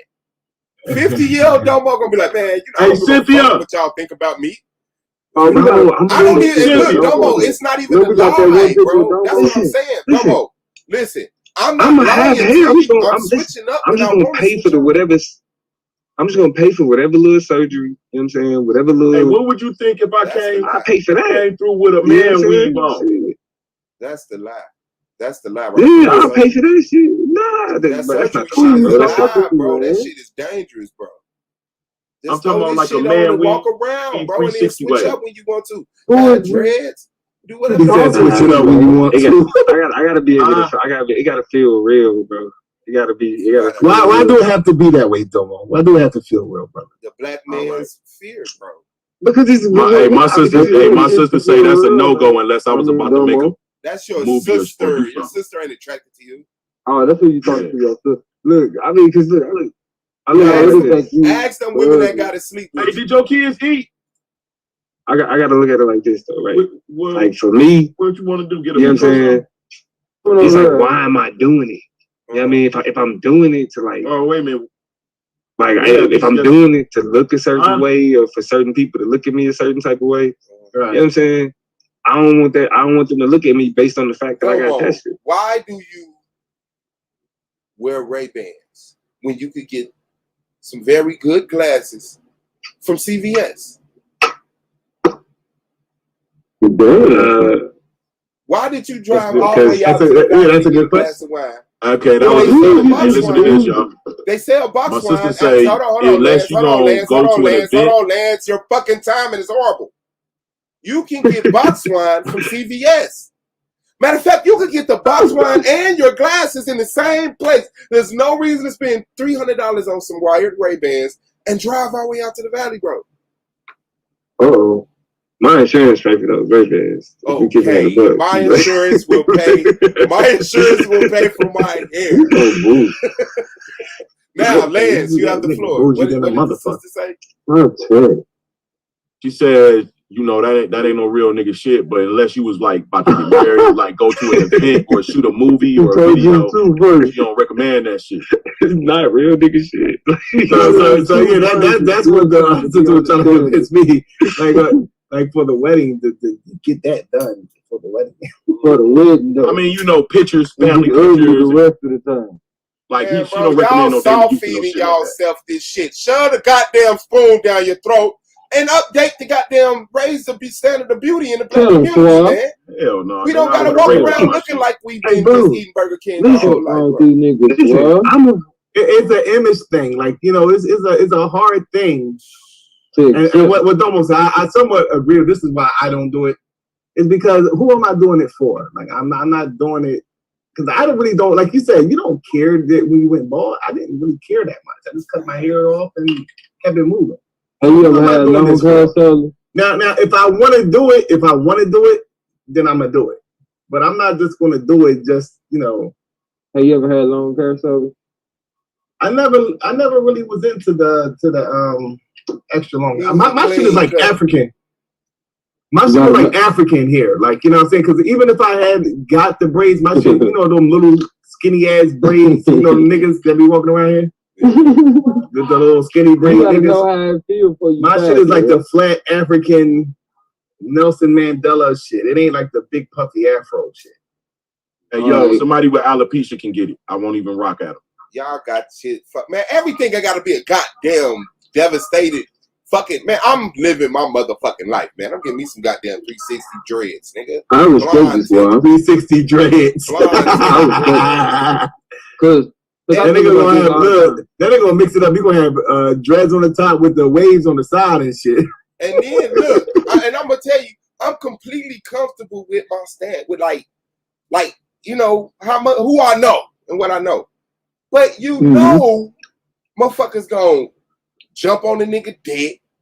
It's gonna be all type of attention. It's like getting a Lamborghini. Like, nigga, I had a pretty good Buick this whole time. Took me to the same places, but as soon as I got the Benz and something, it was different. People, Wait. This is an interesting comment, right? Barbara Ford says, "Man weave stirs mixed thoughts."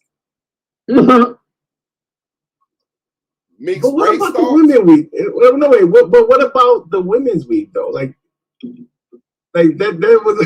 We can't talk about the women. We went through that. Do you really want head? What type of mixed thoughts though? I'm asking. Is she talking about like white and black or gay or what? What is she saying? Mixed what? What type of mixed thoughts? Yeah, mixed thoughts. Yeah. I guess you mean like she got you hair. That's your deception. That's a deception. I thought your genetics was cool. Exactly, deception. Well, but I don't think you don't got bad genes. But wait. That's very hypocritical, though. You know what I'm saying? But they went through it. You don't think that's a little hypocritical? They did go through it, didn't they? For them to say, okay, a motherfucker get a man weave. We call it the man weave. And then they say, well, you're fooling me because I didn't know that you were like a bald nigga. And now all of a sudden I have to find this out. Like, as they're taking their weave off, as they're taking their wig off, they're telling you that. No, Barbara got help. No, I mean, it ain't about Barbara. I mean, this nigga, bro. It ain't about Barbara. I'm just saying hypothetically. That could be a situation that happened. She's literally taking her wig off. It's like, look, I thought that was your real hair. So when people do that, you gotta recognize that they telling you what they mean when they do shit. So when the woman put on weave, and she trying to be deceptive too, you feel me? So don't get mad, just get glad she told you the truth finally. Yeah, we want to deceive these motherfuckers. Hey, bro, what was that in shit? What was that in Hollywood Shuffle or something with a man and woman?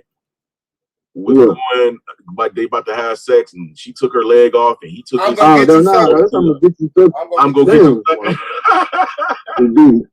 Was that shit prophetic? Because everybody got something. I mean, not everybody. I'm just saying that's what it looked like. It's heading to deception, bro. A fake ass. No, like everybody is becoming movie characters. Like the eyelashes that the women wear, bro. They're supposed to be for cameras only, bro. That's why the gauge is thick because it's hard to see eyelashes in film. Why do they do that? I'm not. I'm not going to do that. They wear it in your face. They look like a cartoon with them thick ass. You know why they do it, Solar? No, this is what I told y'all. They don't know. I like the eyelashes. I like the eyelashes, but don't get them too thick though. Like, you know what I'm saying? No, so who the first motherfucker you seen with them eyelashes? They don't know. man. No, Back in the 80s. RuPaul.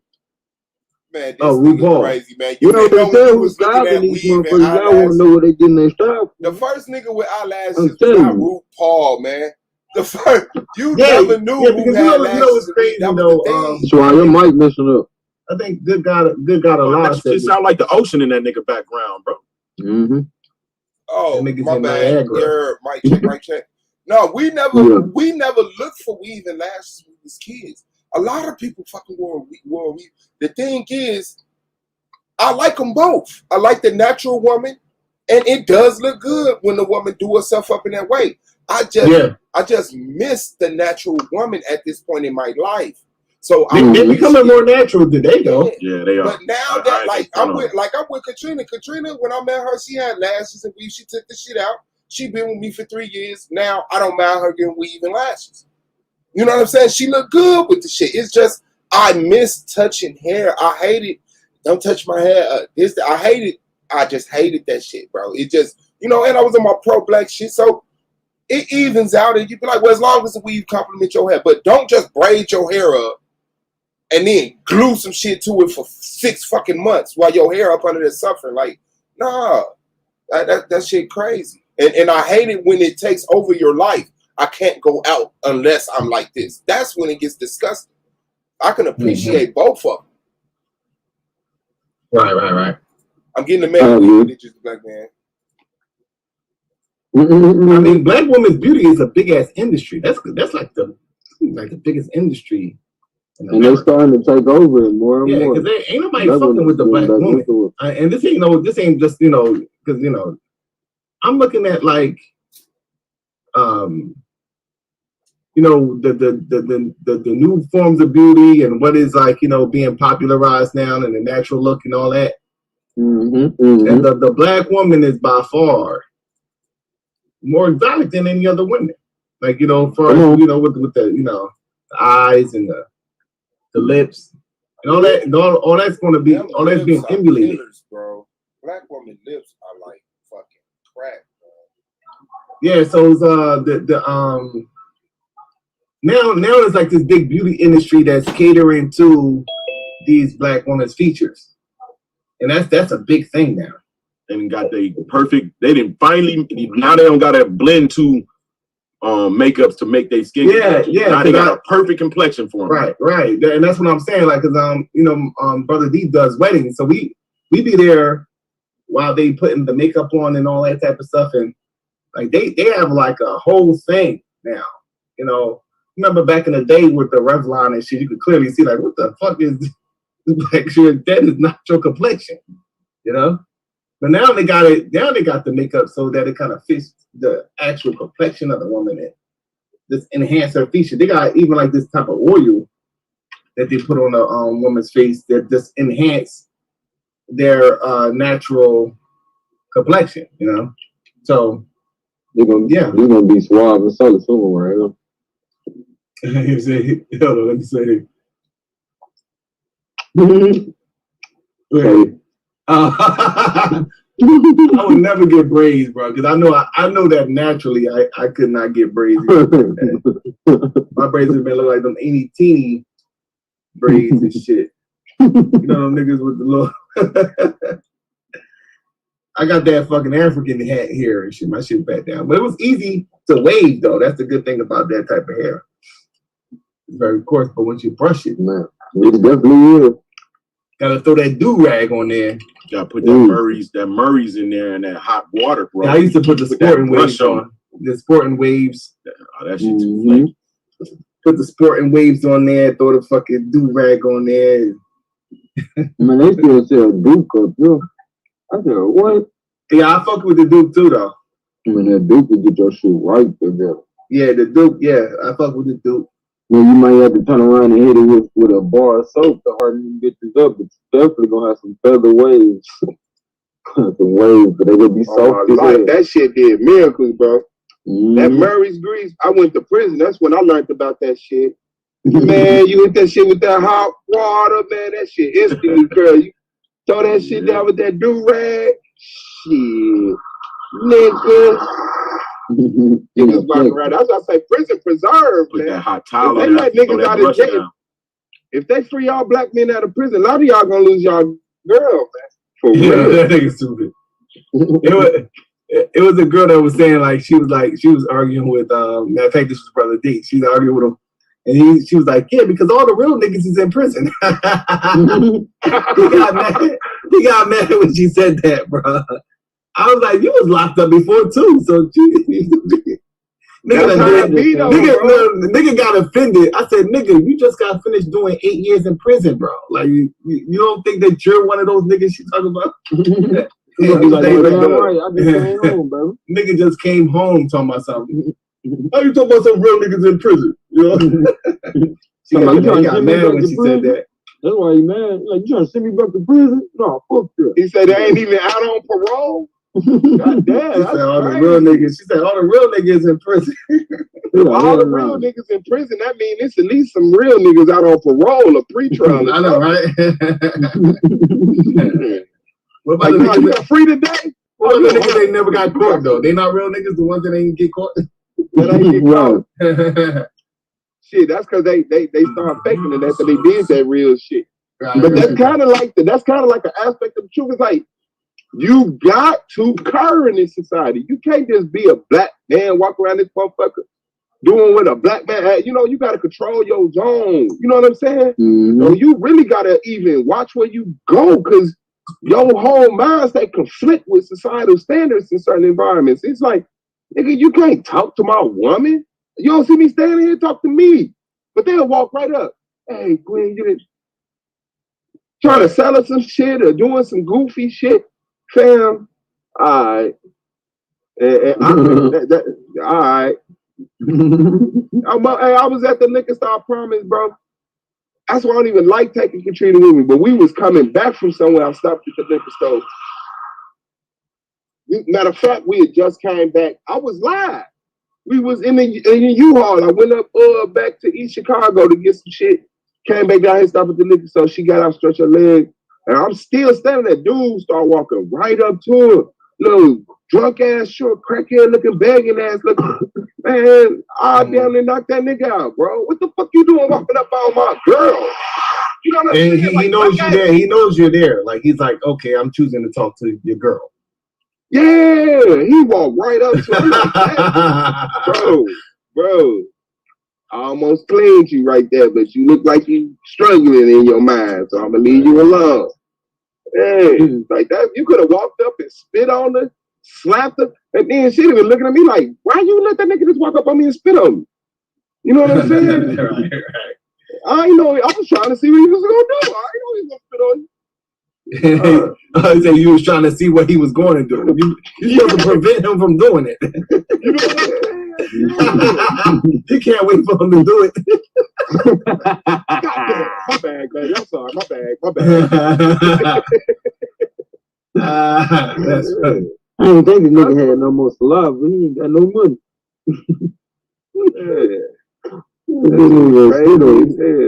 Yo, remember the dude on the interview? He said he'll let Kevin Samuels talk to his mom. Yeah, man. Yo, bro, I can't with y'all niggas, bro. And what was crazy was he didn't even understand why you're not supposed to do that. He's like, well, yeah, if she's ugly, then what the fuck you want me to do? You know, like, you gonna raise my mama standards. Yeah, he ain't shit, man. Nobody talking about mama like that. I said I gotta apologize to black women. I did not know it was this shit was out here. Them on the picking. Like, you gotta pick between this shit. I apologize. Right. So these are motherfuckers that you gotta marry. So imagine you at a fucking dinner table and your best friend's just going in on your girl. And you're like, don't worry about it, baby. You're not talking to him, telling him to shut the fuck up. Don't worry about it, baby. I think you're beautiful. Don't worry about it. You know? No, fuck her. That bitch ain't beautiful. I'm gonna talk some more about her ass. Oh yeah, we squabbling. Yeah, that's the type of shit. Because Kevin Samuels, like you said, he controls his environment. You only see him in a selective time. So he could just talk because everybody got some real shit about him. Everybody's breath don't always smell fucking mint fresh. Everybody don't, always got on clean socks. Your socks is dirty at the end of the day. You know what I'm saying? So it's like, if a motherfucker catch you then and be like, look at this nigga with these dirty ass socks. It's 8 o'clock at night. What I was supposed to do? Go home and change these bitches in the middle of the day or some shit, whatever the fuck. Whatever. Yeah, but when you just being human, it's easy for somebody to catch you and be like, nigga, did you just blow your nose on your shirt? You know what I'm saying? No one is like the first time they seen a nigga blow their nose on a motherfucking shirt. But you got caught. Nigga, you got caught. Y'all huge so hot, bro. Ain't he? You caught, bro. I bet you know, bro. That's how that shit. Yeah, I know y'all niggas, you be up in your girl house and you gotta spit, you throw a loogie in the back of the couch, you know what I'm saying? Y'all niggas do that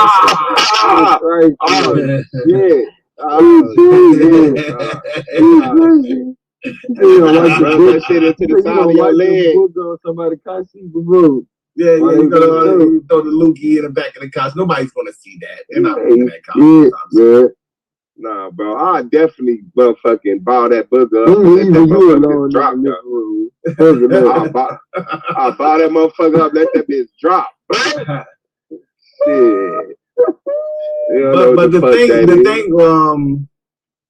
the thing is, what it's exposing is no love.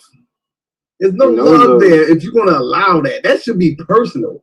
You know what I'm saying? Like that shit hurt you to hear that shit. Mm-hmm. Somebody talking about your mom. Yeah, your ugly ass mom. She look like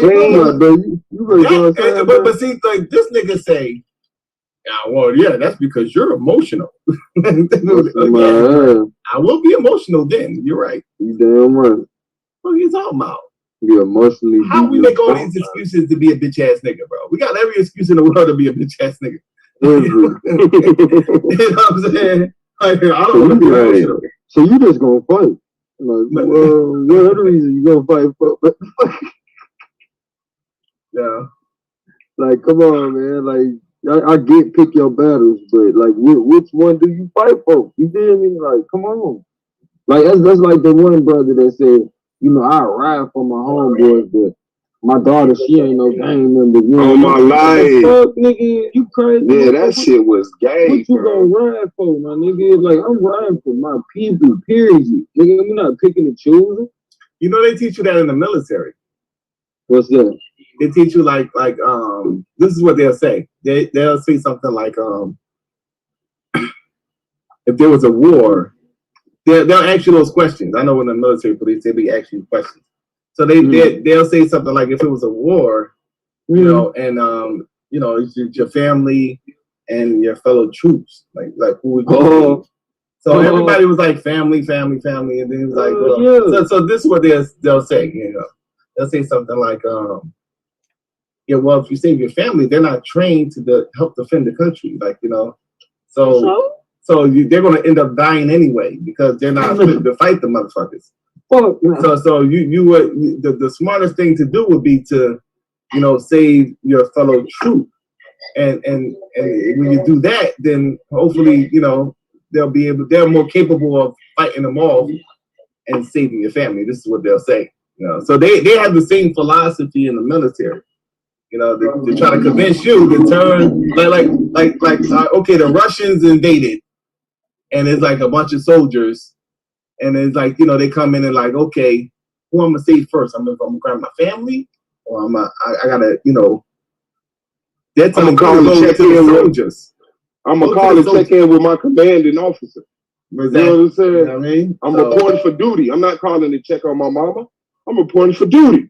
He said, you go and you have to defend your whole family by yourself, and they're ill-equipped to fight the Russians, So it'd be better for you to go with your fellow soldiers, so y'all could form a strategy to fight them off. Is what they saying. Yeah, but this nigga bum in the street though. Ain't no way in hell I'm gonna tell a motherfucker. My daughter, I'm not retaliating for my daughter, but I retaliate for my niggas though. No, I'm saying I disagree with both. Yeah, they're trying to convince you to fight with the soldiers and leave your family behind. But I can't completely disagree with that though. I can't. Oh, so you're feeling that? You're feeling that? Yeah. Okay. if I'm in the military and if the shit go to war, I'm going to my barracks. I'm not going home no more. I'm going to suit up, nigga. So you're not going to make sure your family is safe? In the means of calling them when I get there, calling them on the way there, but I'm not physically. I'm gonna call them. Hey, you know what's going down? Get to the bunker or go to your mom or whatever. But so how is that any different than the gangsters here? Ride with my enemies. Shit, because I'm defending a whole fucking country that if this shit go down, ain't nobody family finna survive. Nigga, your daughter get killed, your homie get killed, nigga, life go on. But shit, this shit here. Oh, so you say the severity of the whole thing. So the concept you're cool with, but it's just the situation that you, okay, I get it. Yeah, he talking like if somebody if I'm riding for my homie and my daughter. You know what I'm saying?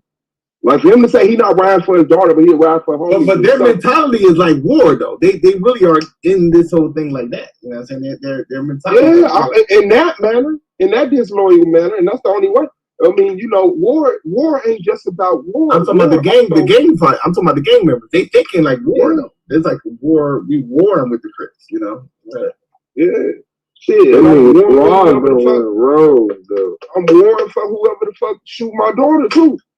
I'm warring for both. But if I know some shit going down, oh, the country finna get invaded, my bet of defending my family is getting in position. You know what I'm saying? My best bet of defending my family is getting in position and getting in that jet, getting in the air, getting wherever the fuck I need to be getting to make sure that we get these motherfuckers up off this coastline. Shit, once we do that, shit, I could go home and hug and kiss on my wife and shit. And shit, if I don't do that, nigga, we gotta learn how to speak Chinese. We gotta learn how to speak Chinese. Yeah, we'll go to war for that. That's something to go to war for. Yeah. Everybody gonna have to think of these motherfuckers run up on this coast right there. That's the interesting thing about America, though. That like we got all this shit this internal shit that we got going on in America. But let some Chinese motherfuckers try to come over here. Well, you'll be don't have a big ass. Let them come over here and not be blaring James Brown. We on your head. If they pull up and they blast James Brown, black people gonna be like, I kind of think this your problem. I don't think they're here for us. We will come together with that cracker to whoop their ass. Yeah. And then when the cracker remember too. Yeah. And then when we whip their ass and it's all over, we'll continue our beef and shit. The shit go back to normal. I'll snap on y'all ass. Like you see me fight next to y'all white ass. I am Black Power. If y'all don't give me a check, I'll be like, man, you see we just saved y'all ass. Don't make a nigga beat y'all ass. Fuck that. That's crazy. Because all we need is one good opportunity in this generation. No, that's why I saw for this generation to see that. That's why I saw for this New World Order shit to be done in America, because it's like this national type of thing that's going on.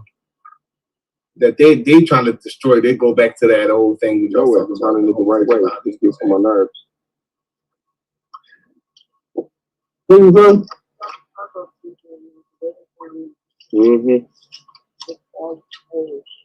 I think we got a whole big ass. The thing that's gone. Oh, I don't know. It's a fajita and all this. Yeah. What the hell? The motherfuckers definitely gonna team up with them crackers and be like, oh hell yeah, fuck these motherfuckers.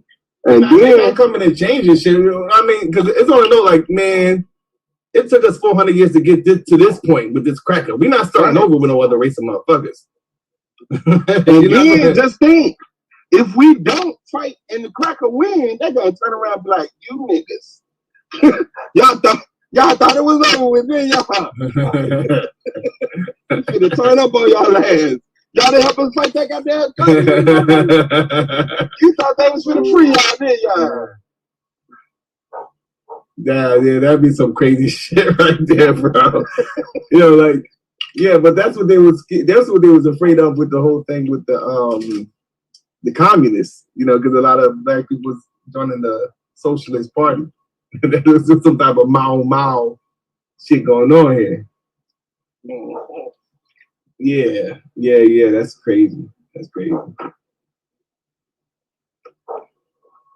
Man, we gotta get that, bro. But man, weed, man. I'm no longer letting the man. See, black man gotta be perfect. The motherfucker gotta be strong and brave, sensitive and caring. All this shit, man. I'm me. Accept me for my flaws, like I accept y'all goofy ass y'all flaws.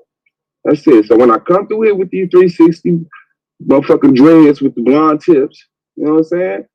Embrace a nigga like you embraced that vaccine. Yeah. You should go with the 360, man.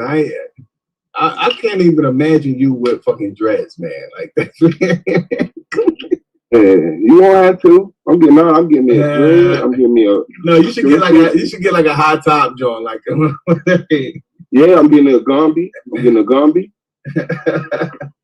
think that's fucking? It look like it to me. No, you should get like a what they call it, like the little fro with the fade out. Huh? Yeah, the Boosie cut. Yeah, like the fade out. Might be another one over there. At the Boosie fade. Hey, Monster Mob, you definitely dreads, man. Okay. No matter what I damn have to do, whether I never have to damn buy a wig or I never have to pay the damn 6 racks and take my ass to damn Turkey, I don't give a damn. I'm going back with the damn dread. Figure let these motherfuckers insecure me into a life of motherfucking mediocrity. You know what I'm saying? The world headed to their transhumanism anyway. Yeah, they're gonna be talking about like shit. Your heart is gonna be like robotic. Fuck you worried about some damn man weave. Yeah. You niggas gonna try to live forever out this motherfucker.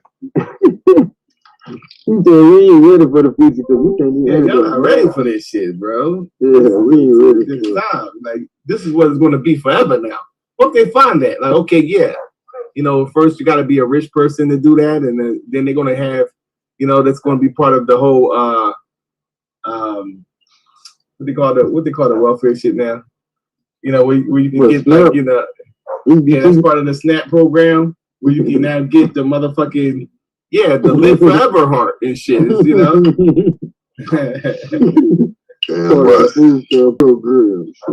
bro, that's what's up.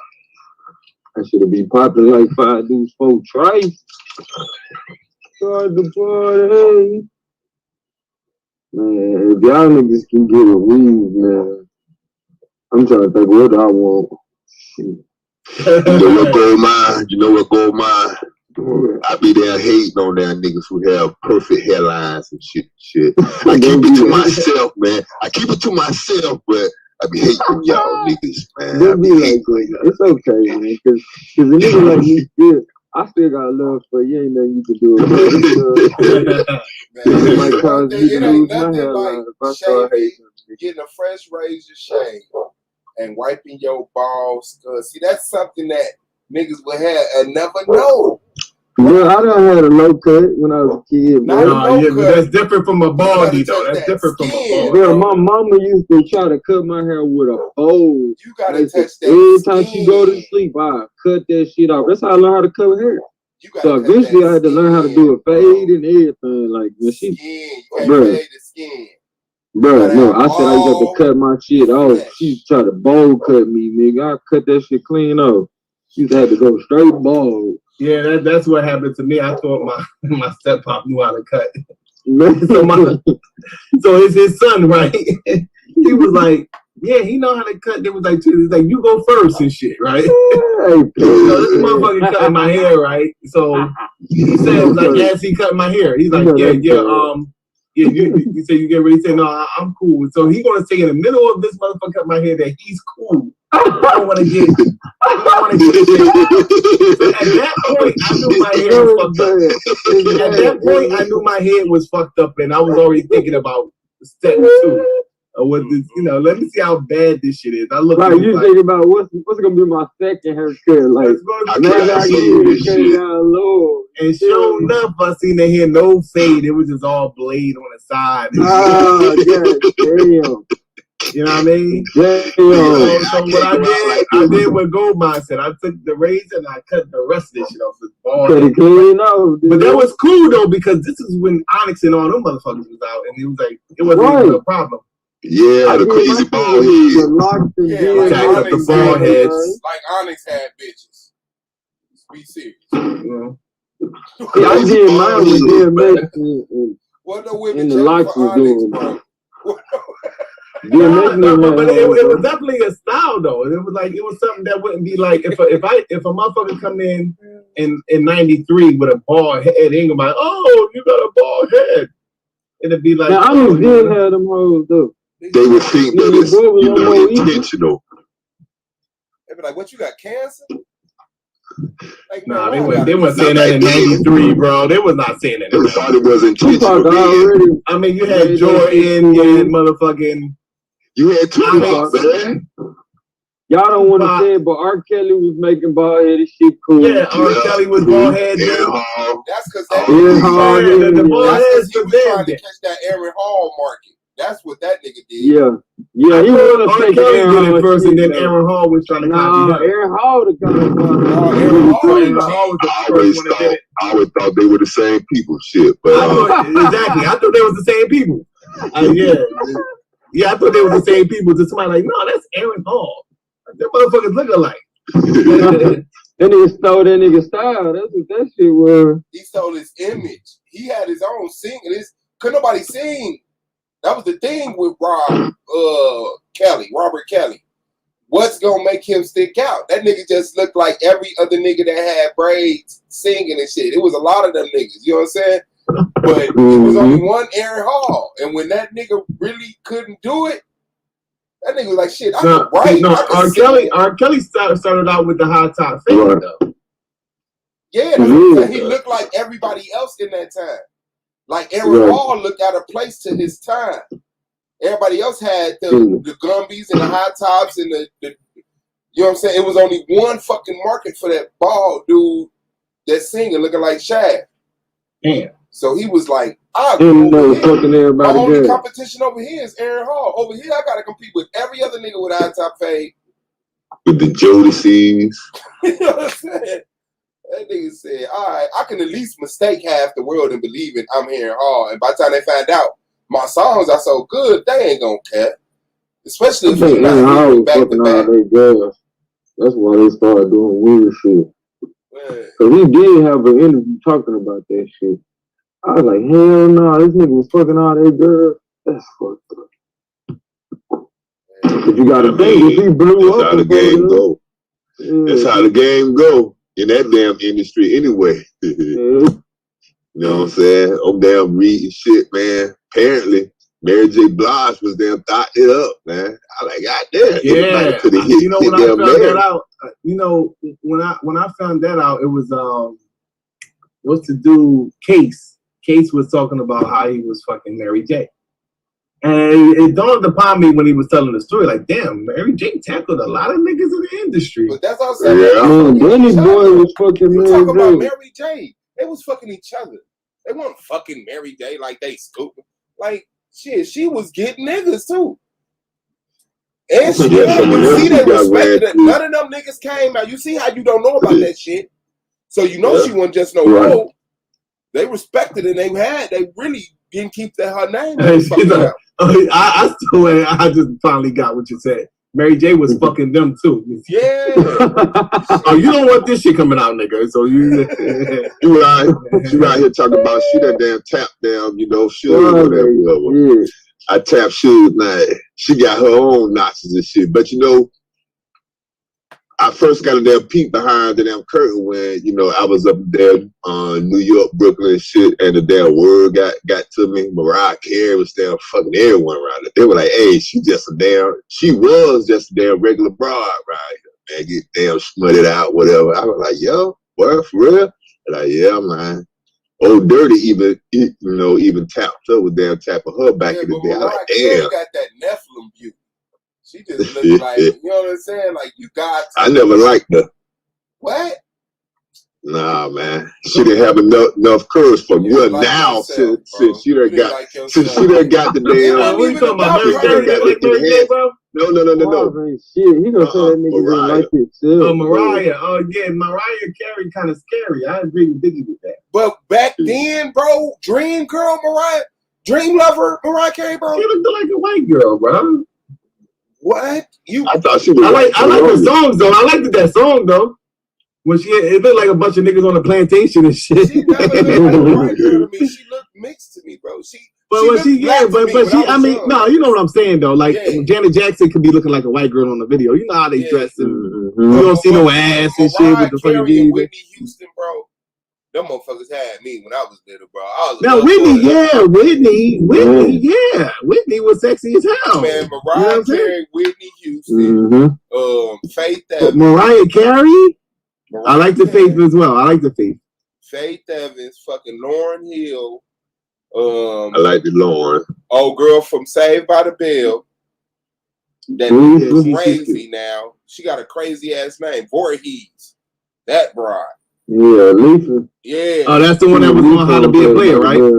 Yeah, I think so. Yeah. She's like, nigga, it was a couple brides had me back, and they all turned out to be psycho. Man, I was stuck on Zaria from Parenthood too. Said who? He said Zaria. That shit from Zaria from Parenthood. Talking about from yesterday. Know what the fuck man, hold on, bro. What's up, bro? Man, that nigga talk about. I never watched any of those shows. Hey, hold on. I don't even know who the fuck that is. I ain't never watched Parenthood. Nah, man. I never watched a single show. The Wayans brother show. Yeah. Okay. I wanted to fuck the police officer on that. Yes, I remember the show, but I never. Oh yeah, she is. Damn. Nah, you talking about? Nah, he talking about with Robert Townsend and Yeah, she is. She's nice. I forgot about. That was my first. I started watching shows when damn Martin went off, man. Martin was probably the damn last show I didn't follow this shit. Martin Lawrence show, whatever. Yeah, I never really watched this show. I hated Martin. That's what's crazy. That was you hate Martin. How the fuck you hate Martin? I like the Jamie Foxx. I like everybody. Wow. Nigga, Martin in real life. Martin did something to somebody you know, nigga. Don't nobody not like the Martin show, bro. How the fuck you hate Martin, bro? Martin had the world in his hand for a minute, man. Yeah, he was. A nigga that looked like Martin whooped Bluu in school. Scraped his ass. I like the rap shows that they had where he was like rap. Nothing about this. Nah, that shit was funny as hell, bro. Martin the Comedy Jam, bro. That nigga snapped for years on that show, bro. Yeah. Yo, that was a funny ass show, bro. Especially when him and Pam be going at it. That shit was funny as hell, bro. Fine ass Pam. Him and anybody. Man, he would just have random people to interact with. I was in love with Pam. I ain't gonna lie. So who was your favorite Martin character though? Man from Romy Rowe. Bro, I like the Romy Rowe. I like the Romy Rowe. I like this motherfucker. Don't you know, noob? Don't you know?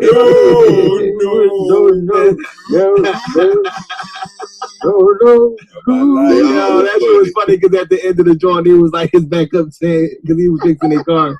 At the end of the show, they was like his backup dances and shit. Yeah, they took off with his ass. They said, fuck it, we gonna rock out with this motherfucker. The Martin show, bro, from episode 1, from the pilot to the very last show, that's $100 trillion, bro. Man, that's 100. They milked that nigga, bro. They that nigga. His whole anybody named Martin, people should be naming their kids Martin, hoping that it were like like for real. Bro. We sit up and talk about stand-up show. That first one or that second one, man. When that nigga was talking about jumping off a damn building, trying to commit suicide, and you live, That's right. and you walk around like the damn fly. I think I like the You So Crazy the best, but Run and Tell that was definitely Run funny. Tell that was hard, bro. That shit was funny. I'm out there in the damn trench coat in the middle of the summer. I was on that.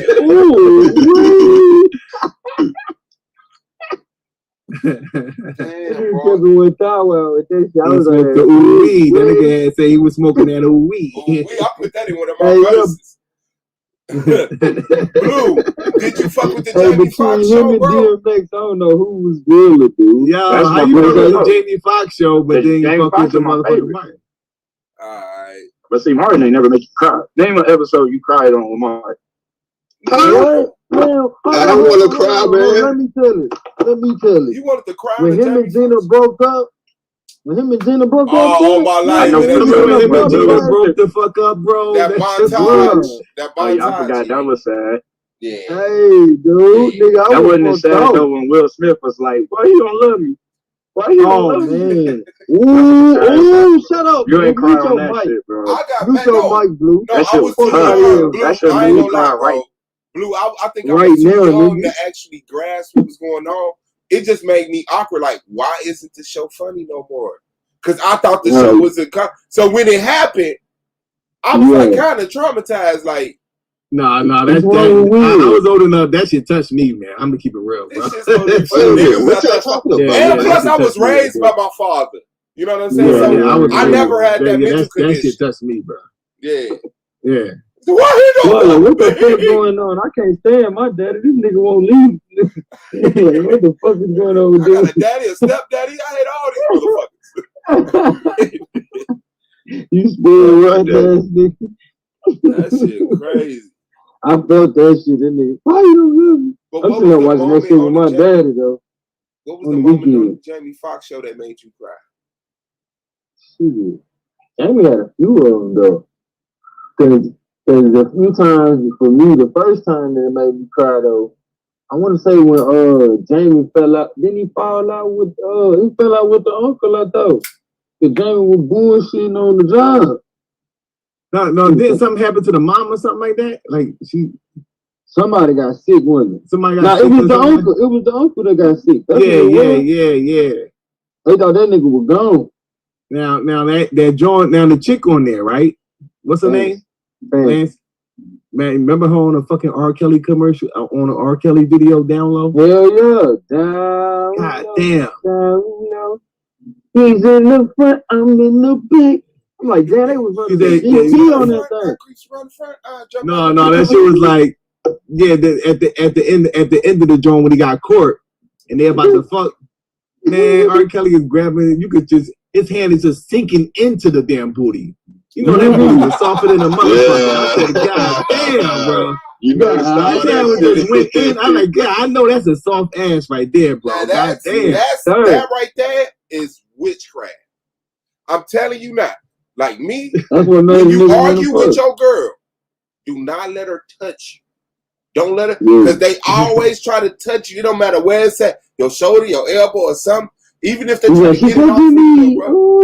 If they touch you, you gonna change your mind. Just don't touch me. Keep arguing. Stay in your ground.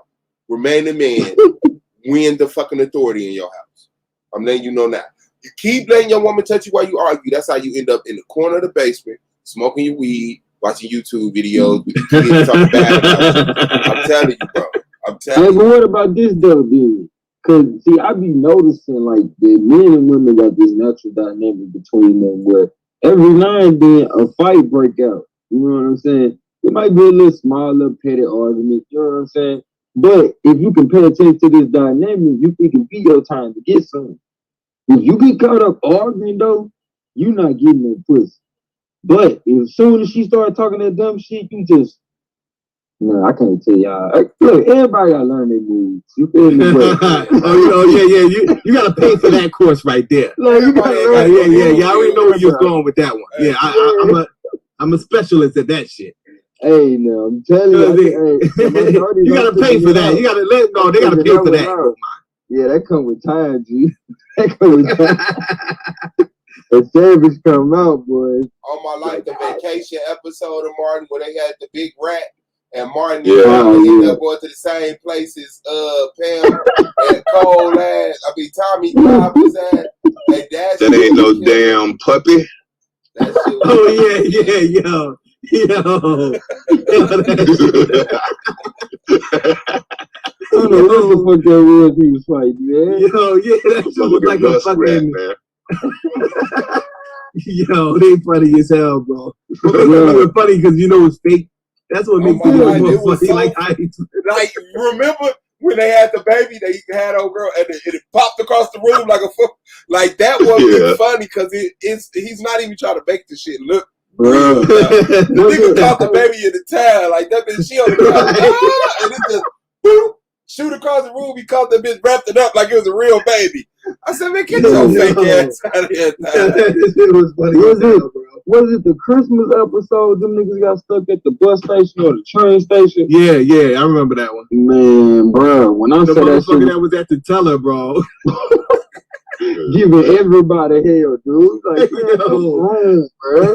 It's bad enough a nigga in this motherfucker.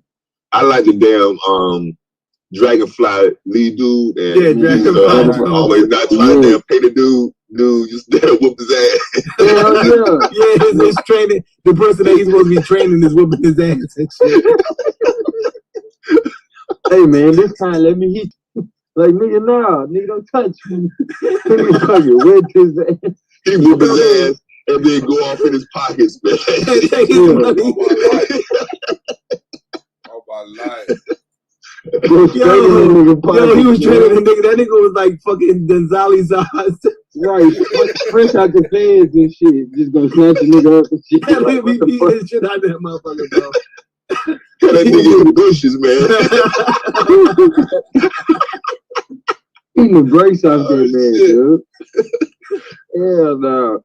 But Gina and them mama them one shit though either, bro. Yeah, Gina mama. They used to get more in hell, and then my mama biscuit. Yeah. That my mama biscuit. Now my mama biscuit. Gina. They used to set down trends. That damn one episode, Window Girl song, Forever Sinead. Yeah, that was the episode with Kid. Oh yeah. The David Kid or something like that. Shit. That was it. Forever Sinead. Man, goddamn, bro. That nigga mind was a fool, man. That nigga had the damn world in the damn palm of his hands for a while. Yeah, the 90s. He was the 90s. But this is what people don't get about the Martin Show. And I probably said this, but you was never supposed to like Martin. Martin was the most hateful, jealous, inconsiderate, piece of shit person to these people who had his back. You ain't gotta go home. Every fucking episode. Right. And the one person, you know what I'm saying? Like, he was just a piece of shit, bro. And when he cared, everybody made it a big moment. Oh, the nigga that treats us like shit cared. I was like, that's fucked up how they twisted. I used to like when he kicked the motherfuckers out. Because they told you he was the person you were supposed to like. So here we are. Hey, Swamp, what was the episode? Yeah, he was an asshole though. And all black sitting at the table, but then they didn't come out with the fake rock wall and shit. Yeah, they was doing the New Jack City joint and shit. They had the big ass dog and shit. Somebody died and shit. I was like, what the fuck going on, bro? Somebody died and that's they played a prank on that nigga ass, dude. Because somebody stole something. It was Brother Man that actually stole it. Like we borrowed it, you know. Yeah. He was investigating everybody or whatever. And the nigga brought it back. Yeah, he brought it back and shit. That nigga walked in with that shit like he walked right in the motherfucker. Damn, Taz in the building. It Come was on, just bro, as man. funny when they did it on Living Color. Who was that? It was that. Remember Hustle Man and shit? Yeah. Living Color. The one dude had the blind dude. Jamie Foxx played the blind dude with the dead dog. Y'all remember that? I can't remember that. That's where they got that from Martin from. The dude was dragging the dead dog, acting like He was blind. He thought the dog was still alive, but it's dead. He dragging this stiff motherfucker. Yeah, I remember it now. Trying to calm it down and shit. Yeah. But Hustle Man walked around with that pickle in that jar. Man, that nigga walked around with that piece of shit in that jar of piss. Was that Hustle? I used to wonder what it was, man. That was the homeless dude. But what about Chris Rock though? When they niggas be trying to buy them pickles and shit up out the store, how much the pickle? $1.50. Good lord. Yeah, he got that. Lord, that's a lot of money. He did that, and I'm gonna. Let me have one rib. Let me get one. Yeah. What? Good lord, that's a lot of money. Yeah, that's that bullshit. Taz in the building. You ready, bro? How about you eat it? How about you eat the meat on? They were saying, I heard that they was what's up, Taz? Shit, you got it, bro. You good? Chilling, man. Man, don't let him bring you down. That serious voice. Go ahead, so. Yeah. I heard that I heard that Martin was going to play Pookie on New Jack City, but some shit happened. Wow. Some shit happened, and hey, bro, that would have go with Chris Rock. If Martin would slap Halle Berry like that, bro. That shit would be fucked up. Y'all think he would have pulled that Pookie off though? Man, he would have pulled it off, but not as good as Chris. Chris was the perfect crackhead, bro. Yeah, bro. Chris killed that shit, dude. It just calling me, man. This shit calling me. Calling me. That nigga lips white as hell. I'm like, yeah. It's always a Pookie in every hood now because of that movie, man. It's a Pookie in it was already a Pookie. I felt like they just, you know, like it was a nigga named Sean in the hood. Until when that movie came out, he became Pookie. We started calling him Pookie. Yeah, he became Pookie after that. And to this day, I rode by like a couple weeks ago. I seen him on the corner, like, "Hey, what's up, Pookie?" He's clean now. He's looking like, "Well, what's up, man?" Like, what's up, man? Yeah, they don't call him Pookie no more, but yeah, I know he's gonna be Pookie like that. And you know, I did that one time, bro. It was a dude in the hood. I had moved out to Miller. I'm not from Miller, but I moved out there, right? And it was a dude in the hood that everybody knew each other. So as I got to know each other, know people, you know, people was telling me, you know, that's ugly folks, that's ugly folks, that's ugly folks. So one day I was riding a motorcycle and I fucked around and, you know what I'm saying, hit the front brake too hard and Superman off that bitch broke my wrist. So I jumped up, grabbed the bike, right? He drives up the street. I'm like, ugly folks. Man, because I'm away from the crowd where I'm at. So I want him to take me up there so I get in the car, go to the hospital. And I got the car. He's like, man, my name ain't Ugly Folks. And it dawned on me that that's what they called him as an outside joke. Ugly Folks. I'm like, damn, that's fucked. That's a fucked up way to find out that the hood called you. Yeah, that Ugly Folks. They call that nigga Ugly Folks. That's the nigga saying that's a fucked up name right there, bro. Answer to that shit, man. Yeah, we want to that. That's why you don't play that. When the nigga call you out your name, you gotta check that right. You gotta check that ASAP, because you don't want that shit sticking on your ass, bro. They're gonna tell everybody your name. You don't want that shit sticking on you, bro. Hell no. Ugly folks. Ugly folks. Man, folks, bro. I call like you ain't just one ugly person. You a whole bunch of ugly people. Like what the fuck, ugly folks? You a whole community ugly. Like you all the ugly people. Like what the fuck, bro? Damn, that's too much. That's too much. Hell no. That's too much. Well, that's fucked up, y'all. That's fucked up, y'all gave Cuz that name. But yeah, right, come on. I thought that's what they called him because I knew the nigga from the county. We got pretty cool in the county because he snuck some joints in the lace hole of his shorts because he knew he was going to jail. He turned himself in. So he took the string out his shorts and filled it up with joints and shit. So we was in that bitch smoking. So when I got out, I knew who he was, but I always thought he called himself Ugly Folks. Wow, it just registered what you were talking about. He took the string out of his shorts and stuffed joints in it. Yeah. Yo, he was going to get them motherfuckers in there, bro. Yeah, he got them in there. Yeah, he got them in there because they ain't checking that. Yeah, he's begging for that one. Yeah, I'm kind of mad I said it in front of Soul and Desire. I wish I would have. Never Yeah, you know what I'm saying? Like, I'm back, baby. Hey, that's just good enough. That's the good enough to know. Like, you know. Dude.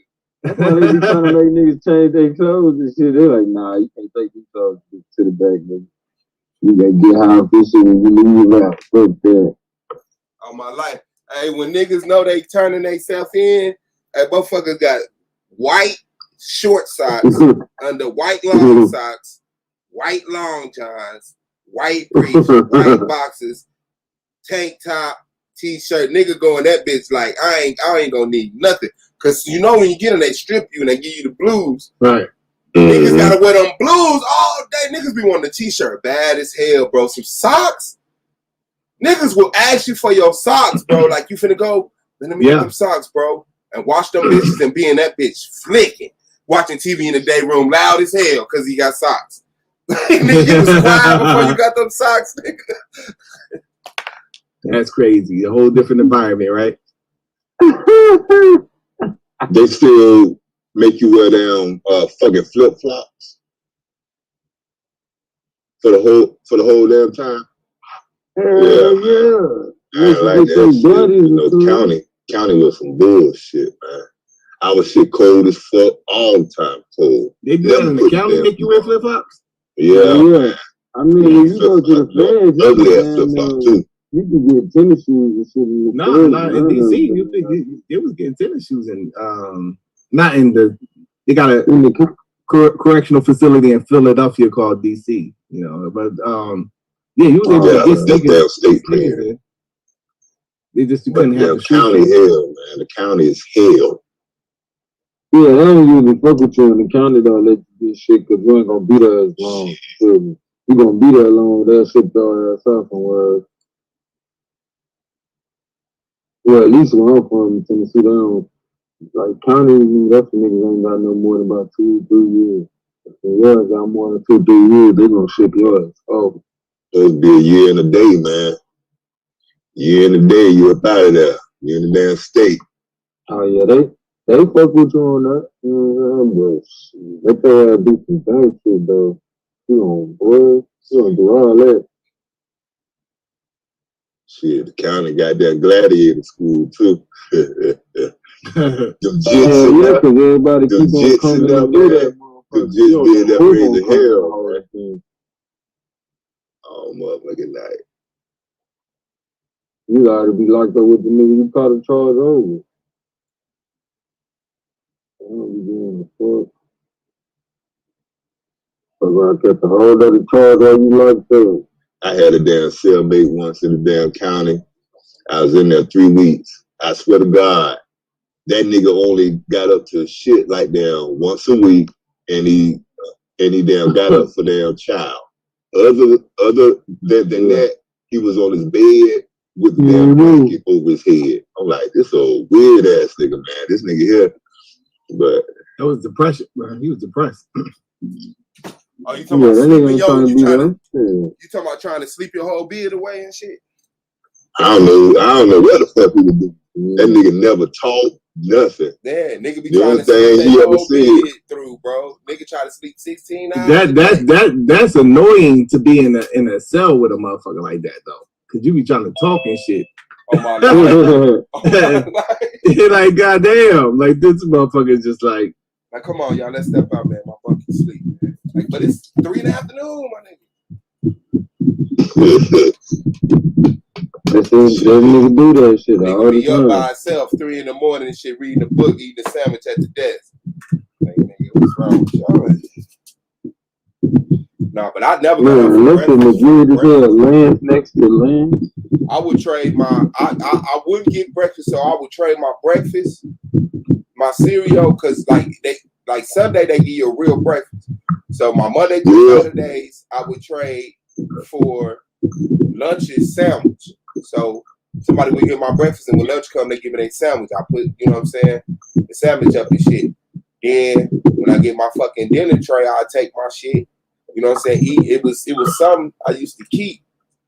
And then in the middle of the night, I eat my sandwich, eat a little snack, read my book. You know what I'm saying? You had you a whole little that middle of the night snack, boy, come in the clutch. Hey, listen to niggas talk shit late at night, getting told shut the fuck up. Shut the fuck up, nigga. Make me. Niggas in that bitch cracking up. I'm telling you, man, we need to build our own prison, bro. For real. Like, niggas, yo, we don't need a prison, bro. man, we need our own prison, bro, so we can go enroll in that bitch, bro. For real. Niggas need to get the fuck out of these trap houses, off these corners, and we need to go enroll in a correctional facility.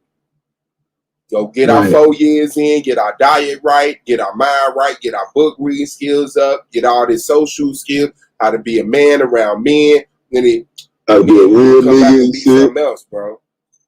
For real.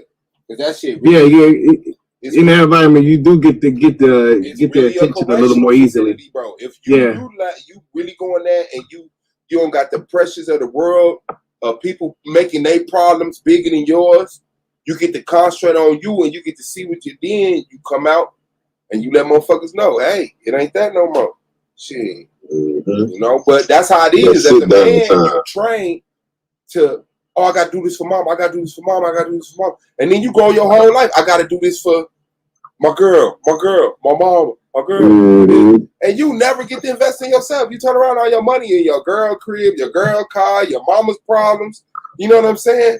Shit. I'll tell you what. I bet you I won't let my sons do that dumb ass, goofy ass shit. I was like, that motherfucker being a stepdad at 17 and shit. I'm telling my son that I was a stepdad too. Don't do that goofy shit. Yeah, he's stupid. Don't do that dumb ass shit, man. Like, I appreciate you and all of that, but real talk, don't do that. Don't do that, man. Yeah, you know, that really is something that is very important for men, especially black men, you know, soaking up that damn male energy. Just like Swab said, you will learn how to damn conduct yourself around men, so you won't be no damn fuck boy. Hopefully, you know, you're always gonna have that outliers who's still gonna be a fuck boy. But in damn general, you know, in a damn environment like that, you will know the damn do's and don'ts of damn being a man. Because some of these damn young niggas really need it. Well, shit, young and old. Some of these damn niggas really need it because you could tell they hadn't really broken bread with no damn men, no damn real niggas and shit. Because, you know, they wouldn't do a lot of the fuck shit that they do. It's usually a communication problem, you know, like in terms of how to take information, you know, and you know, with the young and the older, and you know, the youth sometimes feel disrespected by how you know, grown men communicate with them. They're not really used to straight talk, really, like, you know, or even being told what to do in some cases. You know, that, yeah, and it's like hyper masculinity, you know, because it's like they tell you all this crazy shit, like, you know, you got to be a shot caller and, you know, all this, and so, you know, you throw all this in the head of a kid, they think that taking orders from somebody is disrespectful almost, like, you know, so you telling them what to do, like, yeah, you know, do this, and you keep on telling them what to do, then they get defensive as a result, you know. So you gotta break those barriers, you know. But that's, you know, it's not a balance from the man not being in the household, along with media telling you this is what a man is. Yeah, taking you know, away the living example, and then TV putting out, because it's like that one video we watched tonight when people who was on here when we went off a live, the binary thinking. You're either the man or you're the man that the man kills. Nobody ever sees a relationship between the man and the other people. You know what I'm saying? Because everybody's the man. I'm the man. If we go to Solar Crib, he's the man. When we go to my crib, I'm the man. When we go to Blue Crib, he's the man. Our roles change. Yeah, The I got you. perspective on each other change. Yeah. You see what I'm saying?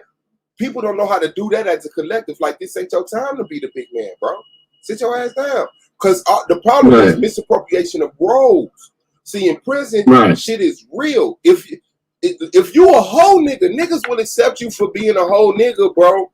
It's just when a whole nigga try to act like a real nigga, you get beat up. Stop. You want to do the whole nigga, bro. When I do some shit to you, that niggas usually do the whole niggas, you supposed to embrace that shit. That's how you stay. So it's like everybody. It's a different dynamic in prison too, because you ever like it was a crackhead. Like he in the hood, he's a crackhead. Yeah. But I didn't know, right, that this nigga before he was on crack was a fucking knockout artist. You know. Mm-hmm. So and when he's locked in jail, he's not smoking crack no more. You know. So within a month or two, he's knocking niggas smooth the fuck out. Yeah. I'm like, always some of them. Crazy Joe and shit. Joe was knocking motherfuckers the fuck out. They do better in prison than he does better in the outside world because it's damn structured there. Yeah. You know what I'm saying? Yeah. He was terrorizing niggas up in prison. Knocking niggas the fuck out, bro. Yep. Get out and be, go back to the crack shit. Back on that damn bumming shit. Yeah, because crack changes the whole motherfucker, man. It's almost like, domestication of an animal. You can get a crackhead. We had a crackhead that used to sing for us. Like, you know what I mean? Like, we had one. We'll play the crackhead. He'll sing a song for you. He used to sing the China Doll song. China Doll, walk a million miles to see. So we'll pay this motherfucker. We call him China Doll. That's what he used to sing. Pay him to sing the song and shit. Trying to get that shit off these videos. We got these little micro video tapes. He trying to get the shit off of that. We got rap battles, bro, singing. We got a crackhead talent festival. Crackhead talent show. Man, yeah, they just used to come to the trap and show out. Because we had the camcorder. That used to be hella entertaining, man. Once they see the camcorder, they just go right in. Like, you see the motherfucking crackhead, those boxing matches and shit. Fucking crackhead singing contests. Crackhead porn, niggas. See the damn crackhead. Y'all just took me back to the 80s, man. Yeah, that was so 1988. Yeah, nigga, design is true. I'm telling you, man. Yeah, 88. They had some real crack on the streets in 88, bro. Let me tell you. Yeah, I bet they did. Oh, man. Motherfucker could just sit outside on his damn porch and just watch the damn crackheads, man. Watch these motherfuckers, man. They over there stealing. They trying to steal. Nothing like it used to be, man. I mean, shit, it was like that in the 90s, too. You could just sit on the porch and see everything going on in the neighborhood. Like, just like, they depicted in the movie. Yeah, the movie Friday. Now, what I couldn't stand was the crackhead prostitutes that get mad at you because you don't sleep with crackheads and shit. Like, I'm supposed to respect this role. Yeah, like, this is like the 60s. You think you still the same, girl? What the fuck is wrong with you? You grown as hell, nigga. That's my hustle. You knocking my hustle. Your hustle. Right, come on. Failed you. The fuck? Yeah, I don't sleep with nobody with no habits, man. That ain't cool. Hey, want to sit around. You my homeboy mama. You got me fucked up, bro. I can't tell this ain't no fucking time to be motherfucking joking, nigga. It's the motherfucking second round of the playoffs. This is serious shit now. You nigga want to sit up here and play. Got some goddamn kids. You said he had a gun, did you? Name one nigga in the hood play like that. You said he had a gun. You said Name one nigga in the hood that be playing like that. Said he sent That's the problem with you. You think everything's a damn joke. That's that shit. Nah. Bluu and Taz in the building. You said had that premise when you see him. Yeah, shit. What you thought niggas on, man? Shit, I ain't on shit. I was in the house still for real. My wife that fell asleep and shit, so I didn't want to be too loud. Oh yeah. You were there loud as hell talking shit about damn Kwame though. Yeah, I was outside though. In my finally fucked up. You went in on that nigga. You went in on that nigga, man. Yeah, where he found that damn cracker bitch from? Where he found her from, man? I don't know, bro. I guess she's somebody that's doing that. Because he in a little tiny house thing too, where what I'm saying, they build tiny houses and make doing these little organizations and shit. So I guess they like in the same type community. You know what I mean? Where he's doing that part of the service, and so they probably linked up to a contractor or some shit. But like that's I don't understand what niggas be thinking though, bro. Like that's a bad look, bro. Like that white bitch ain't got no business on your platform as you build and talking shit to black men, and you know what I'm saying? Like, bro, I talk hella shit to black folks, bro, but that's because I ain't gonna pay no white bitch. Right. Hey, why would she sit there through that though? Like you just sit there, like, what's up, man? This my guest tonight, Rebecca, Daisy. Sit down, yeah. Man, bitch ass niggas out there. Like that nigga was going in on his audience saying like he can't believe niggas acting like this, and you know what I'm saying? Like we should be on that, and you know what I'm saying? Like it's bigger than color and shit. Like that nigga tripping, bro. Wow. I tried to give him the damn benefit of the doubt, even though my damn instincts told me, even in the damn video Taz was there talking about, he looked kind of tight, corny. It looked like a damn MAGA hat, even though it was damn, yellow, but he just gave off this damn vibe that doesn't damn sit right with me, and I wouldn't be motherfucking surprised if the damn nigga is down. Well, shit, he done damn showed us by damn putting that damn cave bitch on there. A dirty, ugly one. At that. An ugly one. Could at least put a damn fire one over that. Shit. This nigga gave us a damn former crackhead, man. But the thing is, it is bigger than black and white, but he's not bigger. Like, this conversation is not bigger than black and white. Like, what you doing, we're not talking about world dominance. We're talking about you checking. This is an in-house fight. You done brought mama's cooking in it. How you got mama's cooking and the white bitch? Right. Bro, it's a part in there, bro. Look, it's a part in there where she said some shit, and he made a little hand gesture like sprinkling seasoning. Like the mama's cooking should apply to some shit this white bitch. Yeah, he got the game fucked up, man. He done brought a fucking bean casserole to his damn platform, man. I tried to damn rock with him. That nigga bought I'm still rocking with Kwame. Man. I like some of his work. I like his jokes. But I can't ride with him. Yeah, that's so he's a halfway nigga. Yeah, man, that was not a good look, though, man. That wasn't a good look, man. See, and that's why I ain't fucking with him. I still ain't watching none of that shit, bro. I'm new it, bro. I just be sitting back watching y'all coming back with the news. Hey, there's hope. And then just come back like, man. Oh, no, it wasn't about that with me personally. It was about, like, him just exposing their bullshit. Yeah, I know he had some things that, some things were going on with him. But it was just fun to see him expose them. No, if you're a sports fan, but Solar, do you think he's exposed anything, though? What would you say? I don't think he exposed nothing that nobody didn't know. Mm-hmm. Well, no, I mean, in terms of... I didn't know they was scapegoating. In terms of them trying to do that to him, like in what was going on, because we didn't really know... trying to do what to him? We didn't really know. He brought out that... Jordan actually wanted to trade him. Nobody really knew that. For what's his name? I forget the brother. Elden Brand. But didn't nobody really know that. And him being like this center of joke. It's always good to see like the person that gets joked on all the time finally gets his slap back. Finally speak there. Right. Yeah, it was kind of fun to see that. Yeah, I felt like that was Karen trying to get a lick back, though. I didn't feel like it was a nigga trying to get his lick back. I thought that was Karen up there whining about it, like, you know what I'm saying? Karen. Yeah, but that's how he carry himself, bro. He don't carry himself like he checking shit. He carry himself like he a victim. He like he a victim? Go ahead and think about it. How you gonna say that? If he ain't, The nigga, like, niggas been joking on him for 20 years, bro. He ain't say shit.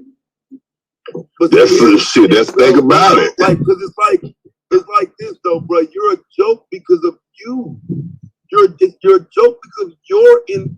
Like, for example, bro, if I talked all this shit and got to the league, like, nigga, I'm the top motherfucker in this league, nigga. In my first debate, I got mopped, nigga, 80 points, nigga.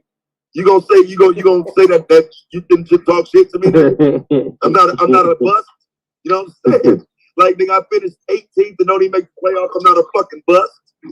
Like, come on, bro. Like, it should be okay. They went over and beyond, though. Like, you know, it was a little more. Like, because he had an NBA career. It wasn't like he got kicked out of the NBA. He played in the NBA. Nobody did Adam Morrison. Like, my thing though is like, but I'll ask this: do you think what happened to Craig Hodges would have happened today with him having now the ability to use social media? No. You think he would have got scapegoated? Because I did a video on that. Craig Hodges and my food up to a road, they would have had a different Black Lives Matter support base behind. That's what I'm saying. That the social media is what put us at put Kwame at a disadvantage. This is new. So like Craig had to just sit home, listen to Stephen A. talk shit. You know what I'm saying? He had to never know who this because like the mainstream media they set the tone as to what we're consuming. You know what I'm saying? Like so the thing was, you know, he was a bust. And think Fox is brand new. If you wasn't on ESPN, bro, we wasn't gonna hear shit you had to say. Yeah, pretty much. Not a word. Social media is the great, you know, equalizer now. You know, it can give you a damn voice. You know, because, you know, I had bought into that Kwame Brown bust life shit, as, you know, just about anyone would. And I always thought the nigga was a damn dummy or something. Because, you know, you hadn't never heard anything from him. So that's why niggas jumped on that damn Kwame Brown wave. Because, oh, shit, he got jokes. All right, that shit, nigga, all right, you know. But he's going a little bit overboard with it now. Plus, he damn drifting from his damn original target and all that shit. It got to the point where it's like, now what type of thing. Okay, you got them, you won that. Now what? So now he's trying to. He better put out a rap album or something. we're looking at you now, Kwame. Now what? You know. Now I got a new podcast. Welcome to YouTube, and he better do something. Yeah. He better hook up with the damn political plug or some shit, you know. Yin to the yang. Definitely. Yeah, let him be a motherfucking conservative nigga. See, that's what I was gonna say. He's looking for that white conservative crowd, though. He ain't fucking with us. Well, that's the catch-22 with the white conservatives. You know, it's like, you know, they have this anti-American stance that they have in now. You know, but at the same time, they still not fucking with niggas. Yeah. And a lot of us, you know, because I do it too. I look at the white conservatives, you know, some information like, okay, yeah, let me look into this. You know, Dan Fauci and shit, and okay, yeah, that shit is a. But you got to be careful with them motherfuckers, bro, because they still have this thing because they knew a lot of this shit they already was accustomed to. You know, it's like it's just not to their advantage now, so they're just like, okay, we're gonna open all the doors and let all out the dirty little secrets, you know. Type of shit is going on with these dudes, you know. We're gonna make America great again shit. Yeah, so, he ain't paying us no money. We're gonna tell him this motherfucker. Yeah, because the agreement was okay, white privilege, you know, and we'll fuck with whatever y'all trying to do to give us this white privilege. White privilege is you know, becoming less and less important, you know, nowadays, you know. It's coming less. And they feel some type of way about that. Nigga, what you doing with that white privilege? It was like ain't no such thing as a black card no more. You know, crackers can't say nigga no more. You know. Hey, they gotta say it with the. It's so much so now that we could go in on the white man and call him all types of shit, but he can't even respond and shit. Yeah, that's what they're crying about. I don't know if y'all seen an episode too, but it was 2 times this happened where Stephen A was in the middle of the episode on talking shit, and got a tweet live on the fucking Kevin Durant mama. Then he got one time. He got checked live by Westbrook mama. Like in the middle of the show, he had to address that shit. She was about to hit that phone right then, and Twitter was going like that difference now. You can't just be talking that shit no more, bro. Like how niggas did Kwame was dirty, bro. Yeah, they did him dirty. Can't do that no more. They did Kwame dirty, bro. Like they ain't do Adam Morrison like that. Wait a minute. So again, did him dirty how? Wait. That's what I'm saying. Like did him dirty how? He was a fucking bum. They didn't. They made him the definition of a failure. Like right, he wasn't like. He didn't fail. He wasn't a failure. Nigga, that's what it is. He wasn't as good at basketball. Like he wasn't. But this is the thing though. It's people that didn't have basketball careers. Like they was drafted and then they were cut the first year. And never drafted number one overall. Sam Bluu. They had hyped him up to that. Greg Oden. Oh, but see, wait, you think he was a bigger bust than? You think he was a bigger bust than fucking Sean Bradley, bro? Sean Bradley. Sean Bradley went up for one. I forgot. What? Yeah. Fucking Sean Bradley, bro. Sean Bradley. I mean, put the numbers up. That's all you got to do. Oh man, no.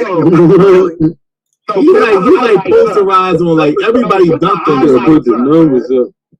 Put the highlights up. I don't want to see the numbers. I want to see you don't want to see the motherfucking highlights either, nigga. What you mean? Hey. Kwame Brown highlights? Sean Bradley is on the wrong end of Sports Center his whole career, bro. He been on the wrong side of the top 10. And I know this like every Friday. The Sixers drafted this motherfucker over Chris Webber, bro. Dumbass. Damn. Like who was in Kwame Brown draft class? I want to go through his draft. I think Paul Pierce was, right? Was it? Tyson Chandler and Pau Gasol. Oh, okay. And remember, Tyson Chandler was a buzz. We used to use I remember at a campus. Right, but he didn't finish the buzz. He didn't. That's because of Chris Paul. Chris Paul saved a lot of careers. Tyson Chandler didn't need Chris Paul. Tyson Chandler he was a defensive player of the year. What do you mean? Yeah, after he was with Chris Paul. But I'm just saying he didn't benefit from nobody. His defensive player of the year is him. He didn't benefit from another player for that. I'm saying he was on his way out of the league. He got saved. He went to New Orleans with Chris Paul. Chris Paul turned him into a lob monster. And then all of a sudden he got the biggest check he ever got in his life, and he went on to win a championship. But if he wouldn't have never ran across Chris Paul, he was done. Hold on, this ain't about basketball. It's about the debate tomorrow. That's why. Sean Bradley is 2 points better than Kwame Brown, by the way. I mean, he averaged more points. More points and more blocks, nigga. I know he had more blocks. I know Sean Bradley. Kwame Brown is though. That was because everybody was trying to dunk on that motherfucker. Court. He got disrespected on court. You know, they had motherfucking stories out about them Michael Jordan punking them, making them cry or something. That's the shit Kwame Brown had. You know, Bradley didn't have that. Chandler didn't have. Michael Jordan would low down for that shit, cause that man was a fucking kid when he get that shit. That man was like 18 years old. Man, he came in the locker room to he gonna beat Mike. He was capping. Oh yeah, I forgot about that. Nigga start being a crybaby. He was told nigga till Mike dug him up, nigga. The thing is that he wasn't crying about it though. You can't call him a crybaby because he wasn't saying nothing for 20 years. Yeah, Michael Jordan lying about that shit. He didn't say nothing about it. Yeah, he ain't say nothing about it. He just you can't call him a crybaby. Actually, he did though. He did. I showed some interviews on my channel the other day. He's doing interviews that nobody cared. Yeah, nobody gave it down. But like, it's just like now. It's like I think like he was. It wasn't strictly basketball. Like if it was only about that, and Jalen Rose came to his defense.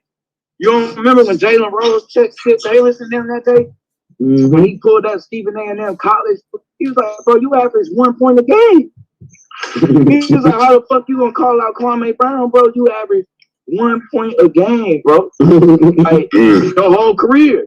And I remember because that shit irked Jalen Rose. He's like, bro, this shit ain't basketball. Y'all ain't keeping it just basketball.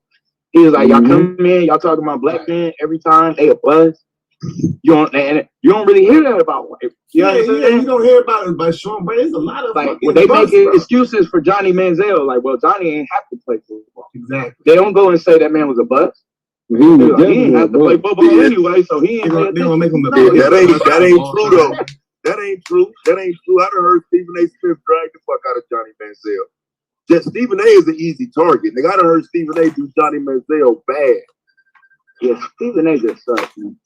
I mean, niggas don't fuck Skip held it down more. He is doing his job when he dragging slow, pathetic, non-dribbling, non-free throw shooting ass Kwame Brown. He was a fucking bum. He was a bum. He was a fuck. He was pathetic, and it shit nobody had to hold his fucking head.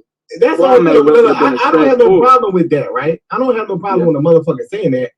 But the thing is, like, you got a problem when he responds to a motherfucker talking to him like that? It's almost like you're saying, like, okay, I can say this about you, but if you respond, then that's a problem. To me, the response wasn't the problem if you responded in a way where you ain't caring. He started caring in his responses. It started being, I'm a victim. Nigga, you waited 20 years, though. I don't give credence to that, but it should have been fuck them niggas from the gate.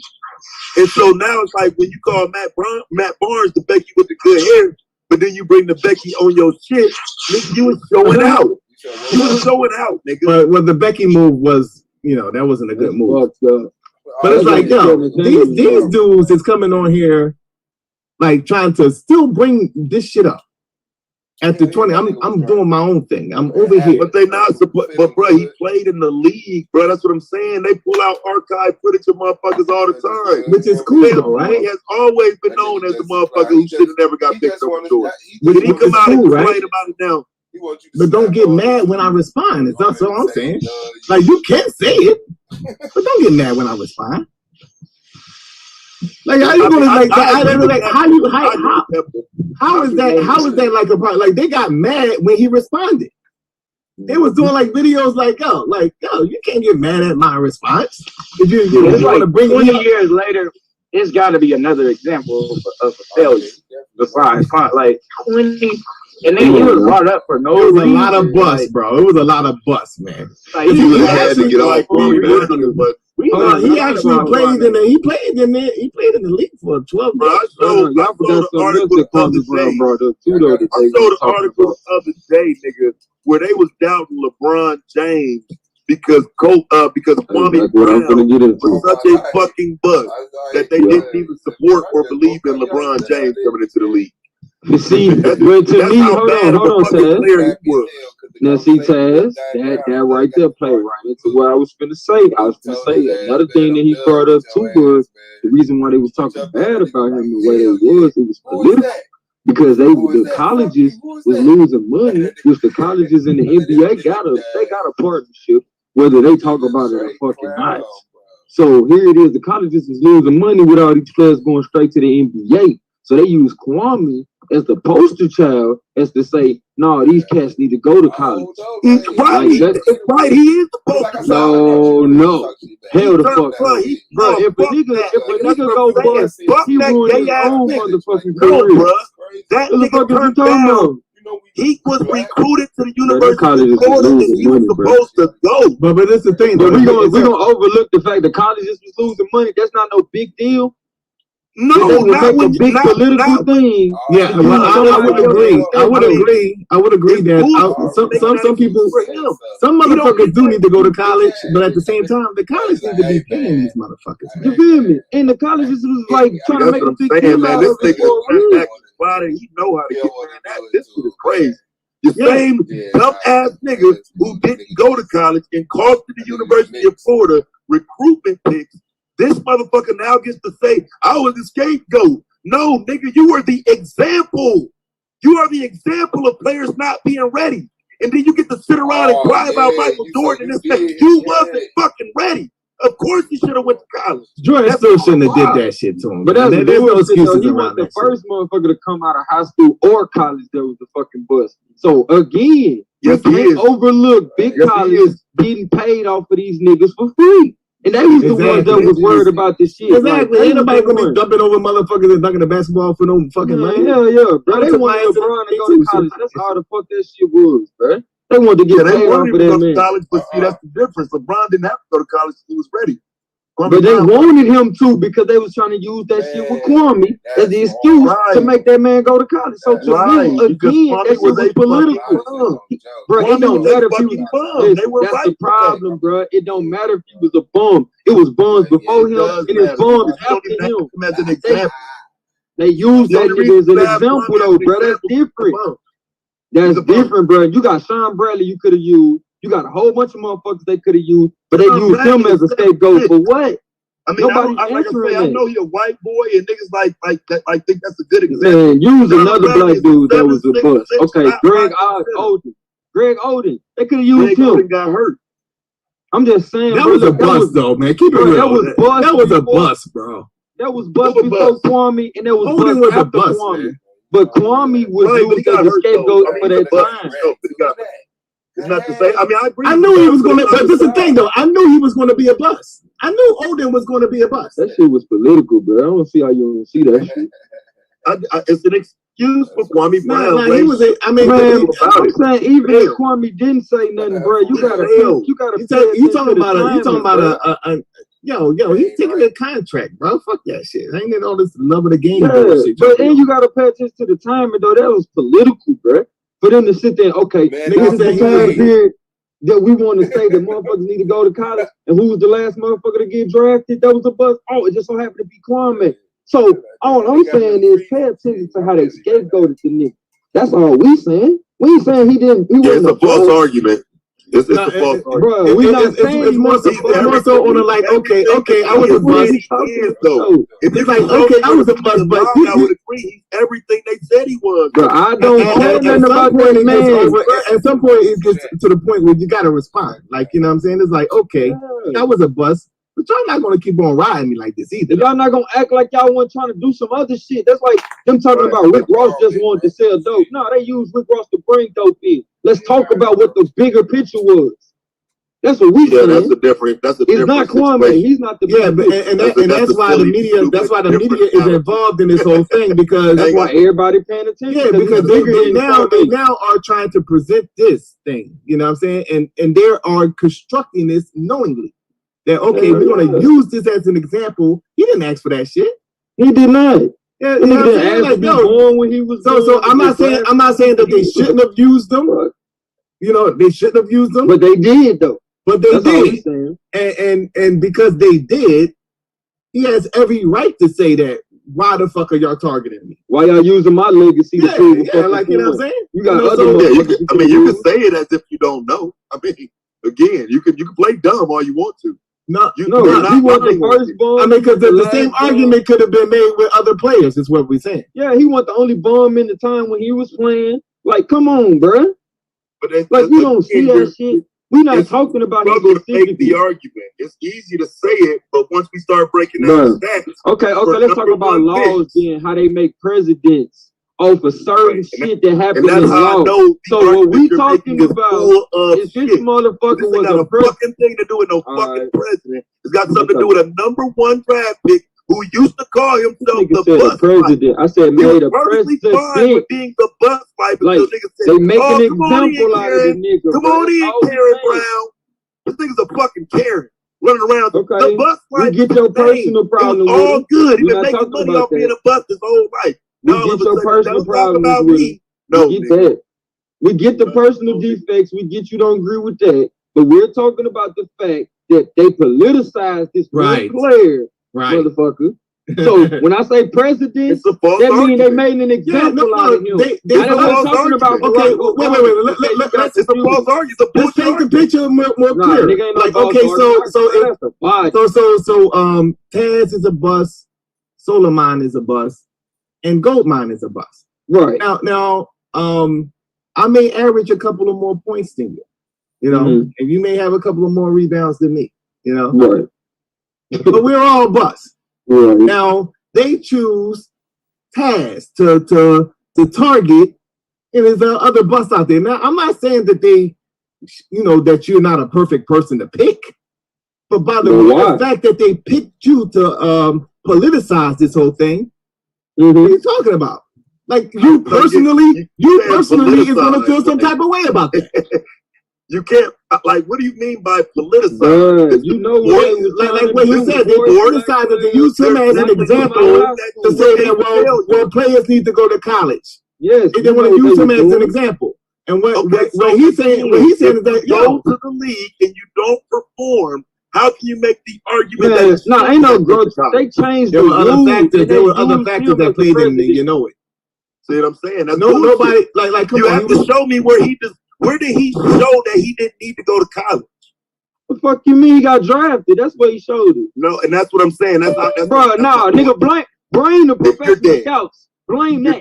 Well, this is all you did in hindsight. You did. Exactly. No, you just died again. You gonna blame the player? This is all looking at the hindsight, though, Taz. We're looking at this hindsight. No, they didn't know that. Died again, bro. Right? No, you just fucking died. We got professional scouts. We're blaming the bus, but he's to blame. No, nigga, the scout is to blame, nigga. Michael Jordan, lame ass, is to blame for picking that nigga. Fuck is you talking about? Absolutely, yes. Okay, but that gets into what we. That gets into you know why, nigga? You know why they are fault? The reason why Michael Jordan is at fault. So Michael Jordan told you to use for millions of dollars. He should have been in college. Jordan, I'm not ready. I'm not ready, Jordan. But that's the whole thing, though, because it was brought out, though. It was brought out, though. That the reason why they drafted him was because they wanted to trade him from Elden Brand. So even that in itself was Jordan's little plot to try to get another North Carolina native onto his team. And he get caught in the crossfire and get blamed for the shit. Again, the professional scout couldn't tell that he because he didn't go to college. Somebody gonna offer you millions to come out of high school. Taz, you gonna say, should have went to college, man. This is what I'm saying. Like it's fucking crazy that this nigga can get people to surround him and make excuses for him. No, ain't nobody making excuses. Let me say something. I would never make excuses for a nigga that That's not making excuses. Nigga ran around for 20 years calling himself a bust. They knew when niggas called him a bust. And now he get a little heart and all of a sudden niggas get shot. That pussy ain't never stood up for himself. Okay, what you talking about, nigga? You put more energy into it than he did in 20 years. Who cares? Never stood for himself. So he finally did. That's what I'm happy. He finally stood up for himself. Yeah, but listen, hold up, Goma. Let me say this. Listen. He's a bust. True enough. He didn't live up to the media. The media got your back. Now you ready to talk? That's why that nigga spoke on his own. That's social media. That's not the real media. I got that white bitch, nigga. That's why I don't fuck with most. Yeah, this nigga right. Like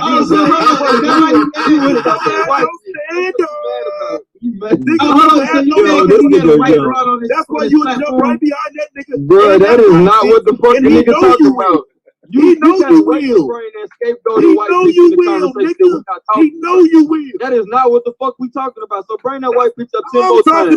We still ain't gonna be talking about her. We still not talking about her though. And he ran over there to Tommy. We still not talking about her.